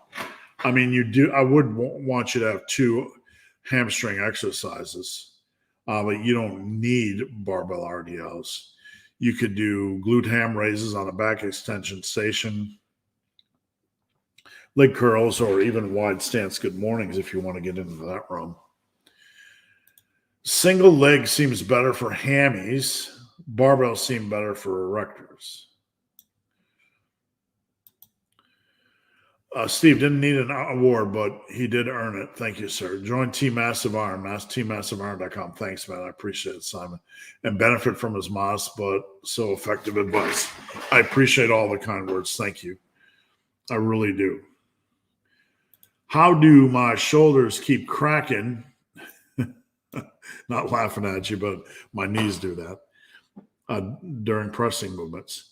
Some of that just might be shifting of that stuff inside of the bone. Some of it could be a tendon dragging over a notch on you. I don't know, man. If it's no pain, I probably wouldn't worry about it, but I would probably see a sports doc about that. What guitars do you have? I have 4 Gitters. I have a black Washburn acoustic. What do I have? I have a Japanese Fender, which I rarely play. And I have 2 other acoustics. Man, I can't even remember the specific models. Congrats, Steve. Well deserved. Hope to become a client one day. Thank you. I appreciate that. And if you need help in any way, just hit me up. All right, what do we got here? I got a vitreous hemorrhage, and the doctor says I can't strain hard. How should I approach my training? Okay, you only got a few weeks. So, number one, we got a question on Instagram. So, we got a question on Instagram, and I got your video on Instagram as well. I'll get to the question on Instagram just a bit. It's only a couple weeks, so be smart. Don't push hard. You're not gonna squeeze out a lot of gains, like in 2 weeks. So don't overthink it. Don't overbake it. Just cruise in lightly and mildly until you can run. I don't mean literally run. I mean run full speed. From the Instagram Spider80, how do you balance your back work? Exercise number specifically. Well, I like to have deadlifts in just for the overall back thickness and erectors. And from there, I like to have in at least one vertical pull. In this case, it's lat pull down. I suck at pull-ups. And then I fill in the rest with rows. Sometimes I'll do a single arm lat pull down. Sometimes I'll do an underarm lat pull down. But mostly I keep a 2-to-1 ratio of horizontal rows to vertical pulls, if that makes sense. David, do any of your clients like to use a gainer product sparingly? I've had clients that do that. It's not as popular as it used to be, but it's definitely an option. I know these are not healthy. Well, look, if you're getting in a good base of calories, like 2,800, 3,000, they're full of nutrients, and you need to fill in the cracks because you're getting in plenty of nutrients, right? If you need to fill in the cracks with just dumb calories, that's probably okay. I'm 190, eating 1,900. That seems super reasonable for cutting. I know a lot of guys would die at 1,900.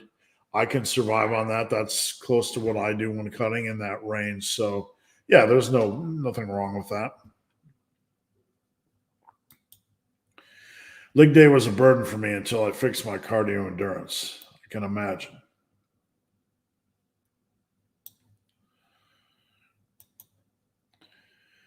What are we got? I'm a dad. What's your superpower? How important is it to get a full stretch on pulling movements? Well, pull-ups, one of the biggest issues is that people don't get full extension. They stop like here, and they do the half-Cs. So on pull-ups, anything you're doing, a row, a pull-up, a lat, pull down, when you come up, I want to get a mild back stretch. See the cable goes. Mild back stretch pull, right? I like to have a mild, not an extreme, not an exaggerated, a mild stretch, especially on pull-ups. If you're not,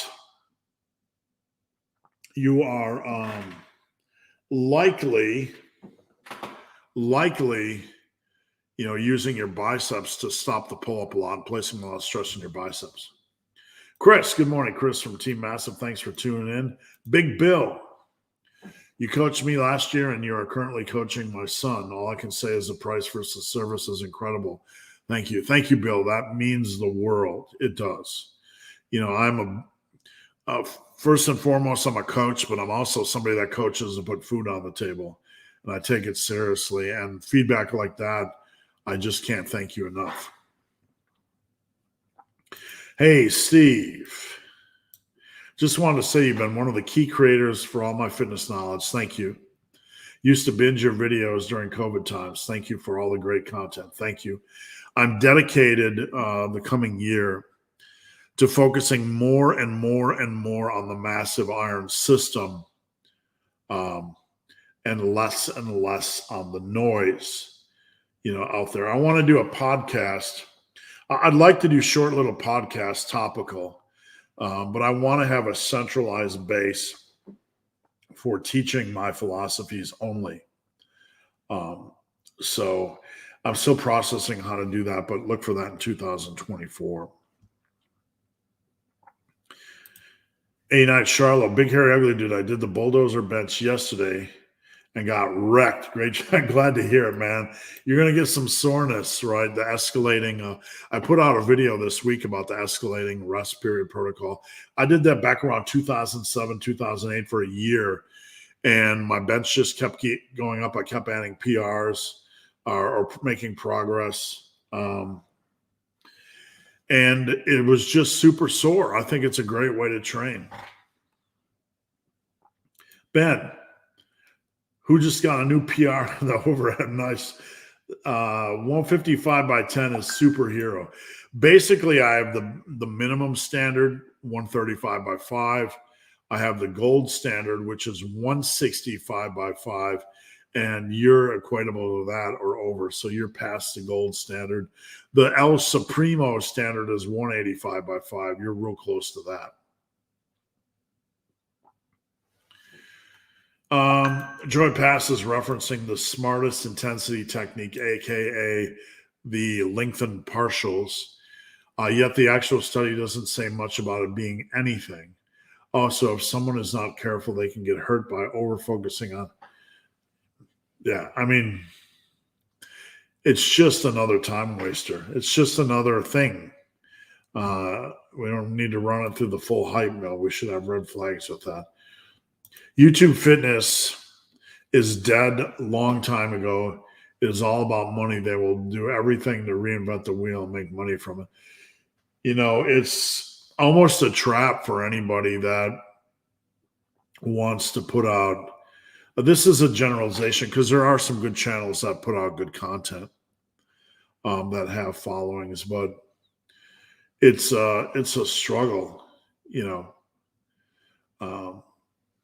For a lot of the channels I watch and respect, you know, they don't get a lot of views, but they put out good information.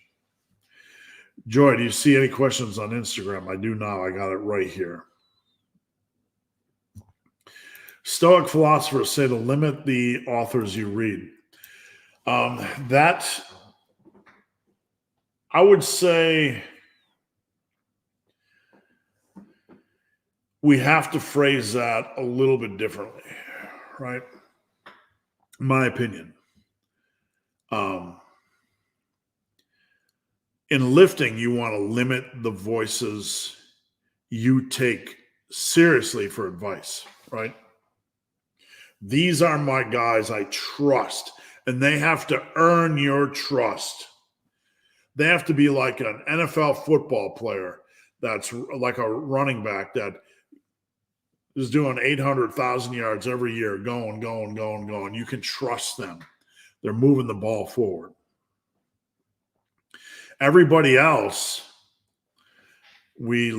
anything else not in this trust sphere, we can't rush out to initially say, let's elevate this opinion, right?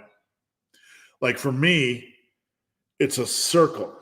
What has worked in the last 60, 70 years of lifting, these pillars of success, what is in this tube of commonality? If you look at every lifter that's ever lifted and seen good results, what are the common pillars? It's not a specific type of program. It's not a specific type of split, even though somebody wants to shit their pants over a certain type of split. That's not reality. Every lifter that's ever seen good results, it's not a specific split. It's not a specific training tool. It's consistency. It's progressive overload. It's hard training. It's good nutrition. It's patience. It's passion. All in here. Your guys are in here.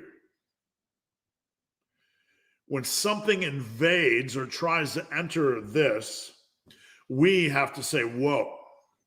Like lengthened partials. We have to say, whoa, 99.999% of people don't use this, so it's not getting in here. That doesn't mean, whoops, we just bumped the camera. That doesn't mean that we have to be like ignorant and go, ain't no way that ever gonna work. It's just not essential. So when we get somebody that's trying to invade this sphere, with something and they say, this is the way, and it's not the way that 99.999%, then they're full of shit. That sounds overly critical, but they are full of shit. That's reality, right? That's fringe speak. That's red flag. We have to red flag things. That doesn't mean it's not ineffective or can't have value. That just means when something tries to enter this, that's not what 99.99% of people do.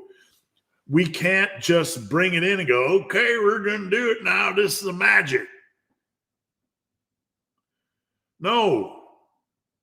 But you know what? The small percentage of people do that, and then they get pissed when you say it's not needed, not required, but a study. No, we're smarter than that. We know that there's common pillars of success. In here is Arnold, is Tom Platz, is Ronnie Coleman, is Lee Haney, is Steve Reeves, is everybody. They're all in here. All their commonalities, Frank Zane, Jay Cutler, Mike Rashid, Jerry Ward, the Hodge twins, they're all in here. All their commonalities are in here. Okay? All the common things, all the common pillars, all the things they share. These are your essentials. Okay? These are your essentials. Now, when somebody says, you only need one set per body part, you need to train everything to failure, we are smart enough to know that everybody in here, if it was dumbed down where you only need one set per body part, then everybody, that would be a common thing in here. But it's not a common thing in here. That means it's an option. It's an optional way of training. It's not mandatory. So when the guys come marching in on their little magical ponies, right? Like, you only need one set per body part. And like, you look in the magic circle and you say, that's the way you're going to train, but that's not convention, so I can train differently. The point is when they say this is the magic, no, it's not, because the magic's not in here. Doesn't mean the magic won't work as a tool. It just means it's optional. Understood? We have to be smarter than that. Lengthen partials, lengthen partials. I know my stupid humor probably aggravates you guys, but we're looking in the circle, and there's got Lee Haney, Ronnie Coleman, Jay Cutler, Steve Reeves, on and on and on. Lou Ferrigno. There's no lengthen partials in there. That doesn't mean lengthen partials won't work. It means it's optional. Okay. So we were talking about Stoic philosophers limiting. We should look for commonalities or central themes and structures and things that make sense, that are timeless, right? Ethics, living, be patient, be kind, love your neighbor as yourself. Not trying to get religious, but you know what I'm saying. We look at common themes. Look at things that are timeless. And then when things try to invade, that's where you get the cultists and the weirdos who invade the fringe thing and take something optional or something aberrant, and it becomes their centralized focus and it replaces all convention, right? That's where you get the cultists and the weirdos. I'm not saying new ideas are bad. I'm not saying new thoughts are bad, but we have to process those compared to the centralized thing and give it some time and see where it fits in. Jonathan, all right, so much philosophy. Sorry for being a noob. No, don't apologize at all, man. That's what this channel is for. The question's been asked 1,000 times before. Let it rip. Sorry for being a noob, but I still don't quite understand how I can go from 165 at 6'4" to 210 doing the 10-pound bulk and 10. You can't. I never said you could. What I'm saying is if you're like you are underweight, and that's not a criticism. If you were at a more normalized weight, okay, so let's take an average guy, 5'10", 190, a little bit fluffy, 20% body fat, whatever, right? He wants to get down to like 14% and build muscle. He can do 10 and 10, 10 and 10, 10 and 10, 3 times, then back up at 190. And maybe he's lost 12 pounds of fat and gained 12 pounds of muscle. We're not trying to create rules here. We're trying to create a general structure to facilitate body recomposition, and it has to be altered to fit the individual. 10-10 isn't the same for everybody. 10-pound bulk, 10-pound cut, the repeating of that cycle. For you, you're going to have to go up in weight over time. You are the equivalent of 5'10". Let's see, 6'3", 135. That's underweight. Not a criticism. That's just what you are. We need to get you up. So you are probably best because you're a little bit underweight. We need to normalize your body weight. So we probably need a little bit more progressive gaining with being sane. So I would probably advocate 3-pound months, gains of 3 pounds. So a 5-month bulk of 15 pounds, then a quick cut of 7 to 10. A 5-month bulk of 15 pounds and a quick cut of 10. Over the course of a year, you're going to gain 10 pounds. Okay. Over the course of a year, 2 years, 20. Over the course of 3 years, 30. So if we do things meticulously, and this is just a general example, and we can adjust this as needed, but if we do this semi-scientifically, semi-structured, semi-mathematically, semi-theoretically, we're going to get you to like 195 at the end of 3 years, maybe 205 at the end of 4 years. And you're going to be mass man and lean man. Does that make sense? When having 2 sessions back to back, should weightlifting or boxing be first?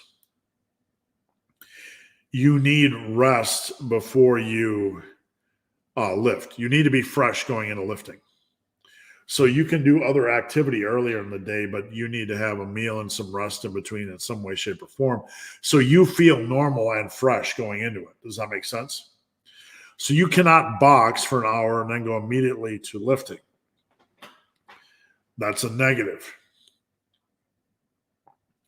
If you're going to do 2 sessions back to back, like lifting and boxing, probably 15 minutes before your lifting is done, you need to start introducing some sodium water, some electrolytes, and maybe at the end of your lifting session, have some fast digesting carbs and maybe sit for 15 minutes. Sit, cool down so that food can digest, that water can digest. If you don't sit down and allow your body temperature to cool, you're going to be using the blood to cool your system, and it's not going to be in your stomach as effectively trying to digest that food or water. One of the issues we ran into with ultra running was that if you drank too much water or ate too much food and you didn't allow yourself to cool, even for a short period of time, all that blood was trying to cool you. And it wasn't in your stomach digesting that stuff, and you had a greater chance of getting sick. So about 15 minutes before your workout's done, you want to, maybe a half an hour into your workout, you want to start having water with a little bit of salt or electrolytes. Immediately when your workout's done, you want to sit, cool for 15 minutes at least. Have some simple sugars. Could be like a Little Debbie. That's the perfect time to have something like that. Relax, lay down, close your eyes, let it rip. And then come out fighting. Lamero, thank you. I've been watching you since 2015. Thank you. I appreciate that. Done deal. Congrats. Thanks for all your hard work. Thank you, sir. I appreciate it. Eric, headed to work. Stay sane, man. Have a good weekend. Mike M. Any planned live sessions coming up with Patty Pereira? I asked Patty. I'm going to try to get back. We got some big news coming up. So Patty is actually going to be joining Team Massive as a coach, my first coach.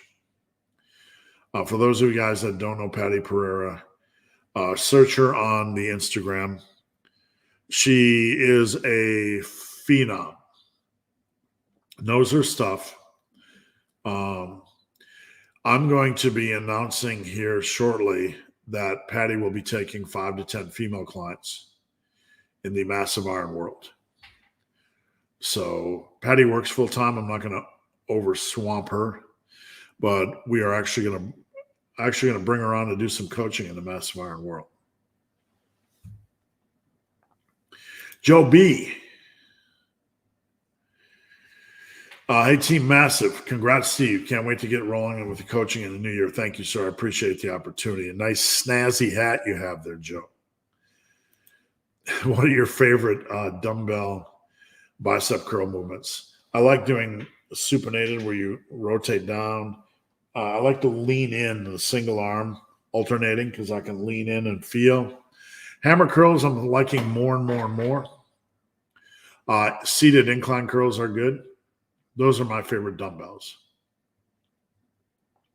Also, when using barbell, I heard you should do the same sets with narrow grip. Nah, I mean that's not that's the tube thing we're talking about. Is everybody in this tube of convention doing narrow grip and wide grip? No, that's optional. That's an optional. You can do it if you like it, but it's completely optional. I might replace one session of squats with behind the back deadlifts for quads, old school hack squats. The behind the back deadlift feels like a hybrid of leg drive. Yep, it's actually called the hack squat, old school hack squat. So just search barbell hack squat and you will find some really good tutorials on it.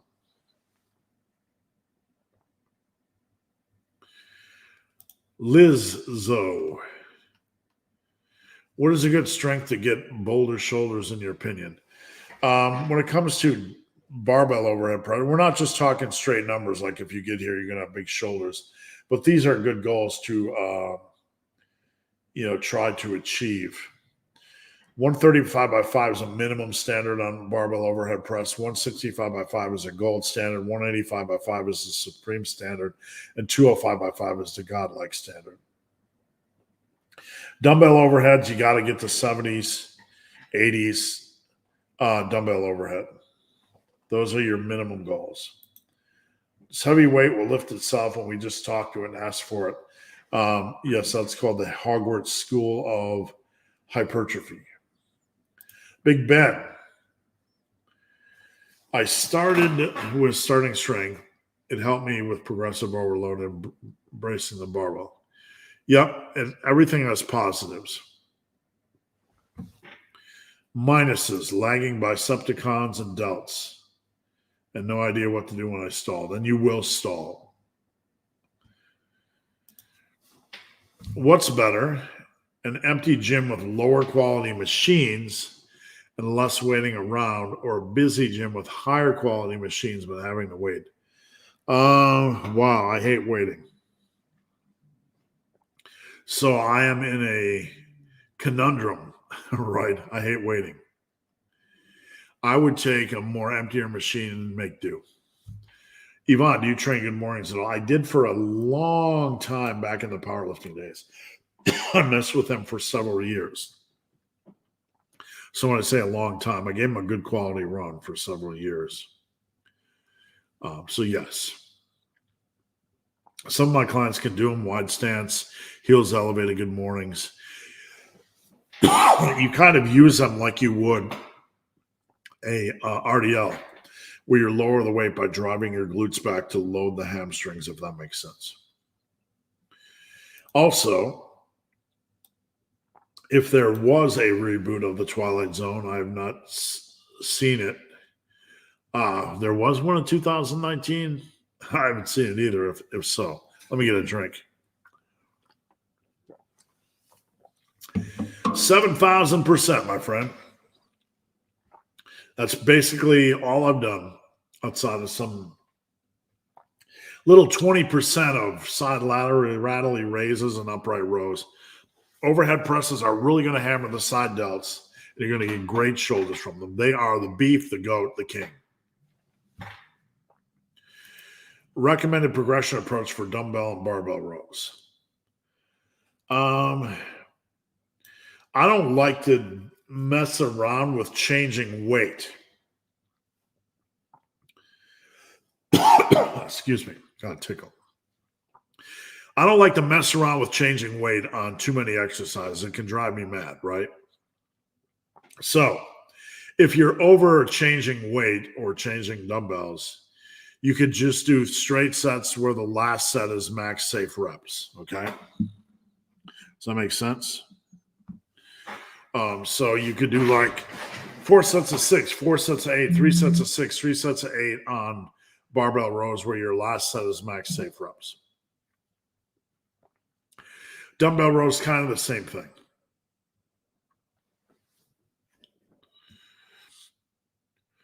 Recommended progression approach for trap bar deads. You can do the 10-minute deadlift. If you're not familiar with that, search that on this channel or DM me. I'd be happy to show you where that is. Or you can do the threes protocol, which is one of my most popular. If you search progression tools on the main page of this YouTube channel, you can find the threes protocol for free. Those are my two most popular. What would Jay Cutler have in common with the calisthenics people? They both exist. That's my best guess. All right, guys, we got about 5 questions left. If you have any questions, get them in now. If not, we will be hopping off. So get them in now. Last call, last call. Is walking for an hour at a walking the dog pace? No, not at all. It's wonderful, perfect, excellent. Do it every day. You want general activity. You're not going to lose gains. The body's not that fragile. Absolutely okay. Nothing is going to cause you a loss of gains. Do it, my friend. Do it. Take care of yourself. Move. What muscle weaknesses cause deadlift sticking point below the knee? Wherever you think your sticking point is, this is a general rule on any lift, usually it starts several inches below. So if you notice the speed really stopping here, it started to slow here and then it ground to a standstill. So off the ground, there's a good chance it could be quad strength, maybe traps and overall back strength. I would look at those first and foremost. Get your quads up, get your back strength up, and that should help you. Yo, Steve, how to manage my training while working third shifts? Yeah, that's a tough one. It really is. So a lot of this has to do with when do you feel fresh, training before third shift or after. When I did my third shifts, I felt like a half can of ass or a full can of ass after my third shift was done. I just want to go to sleepy, weepy land. So I can't make that decision for you, but I would say find a time when you can and lift. Question on the Instagram. I'm skinny fat and don't want to go to the gym, but I have dumbbells. Should I just work out with dumbbells and do cardio? Yes, you can put together a plan with dumbbells, and that's better than nothing. But you also have to put on your Batman cape, pull the cape over your head, and just go to the gym. I understand you're afraid, my friend, but only good things will come from pushing your limits and boundaries.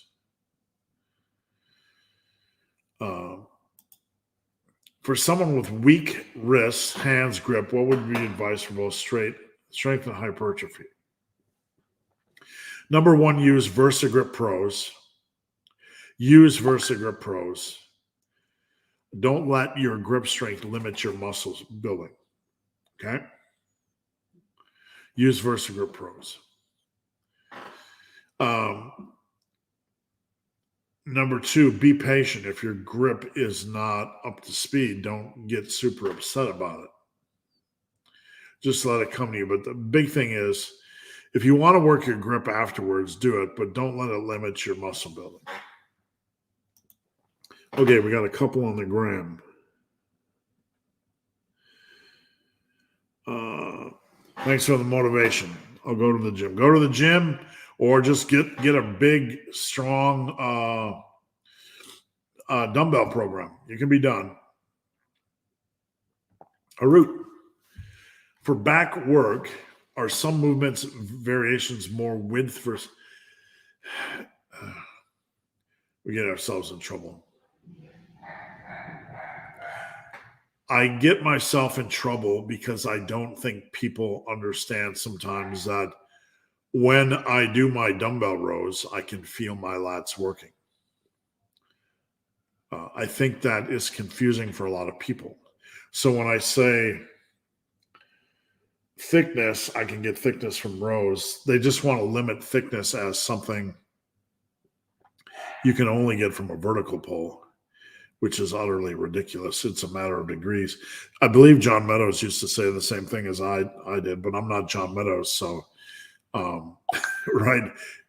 It's like everyone used to attack me for not bringing the bench down to my chest until Eric Spoto, the 700-pound bencher, wasn't doing it. And then it was cool.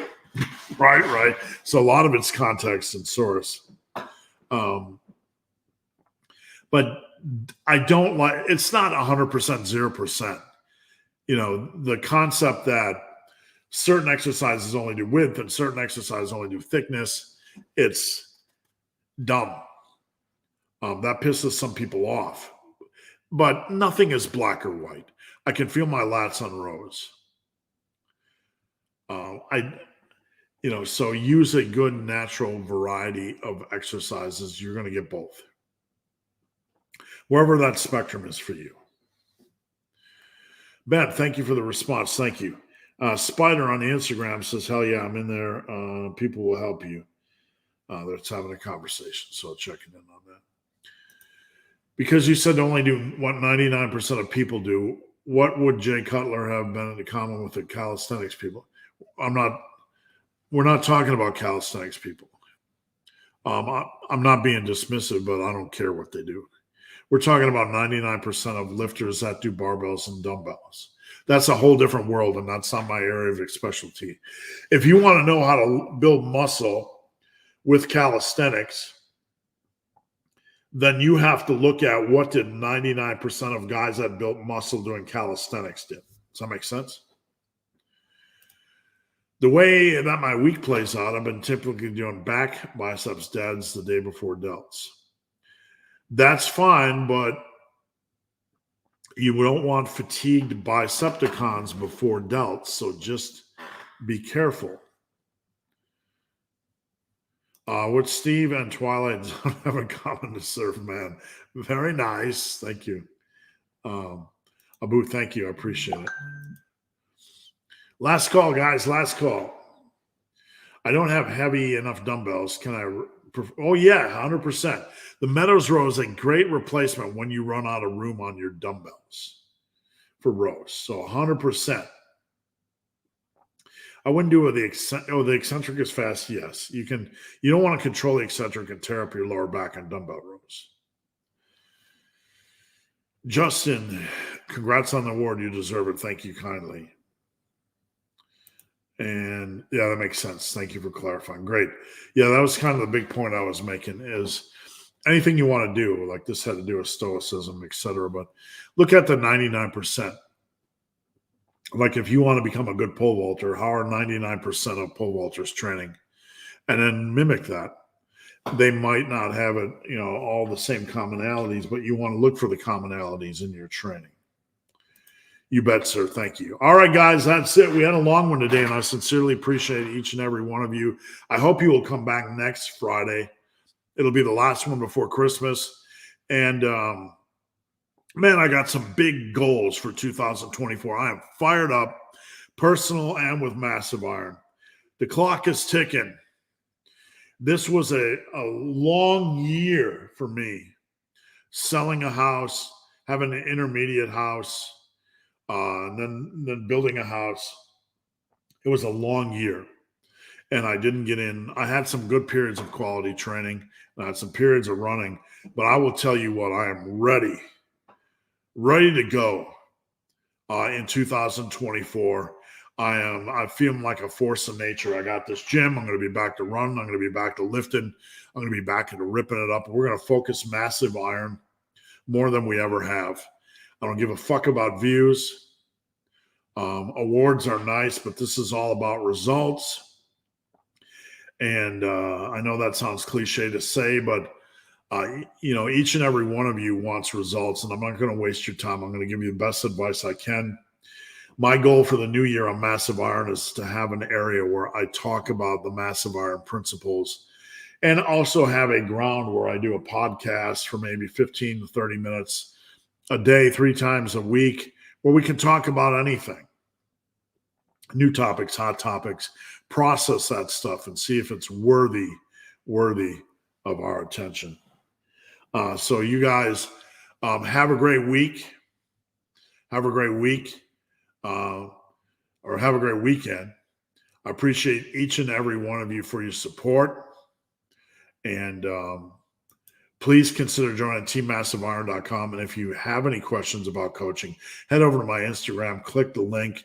I'd be glad to help you out. Just answer your questions. And I am out of here.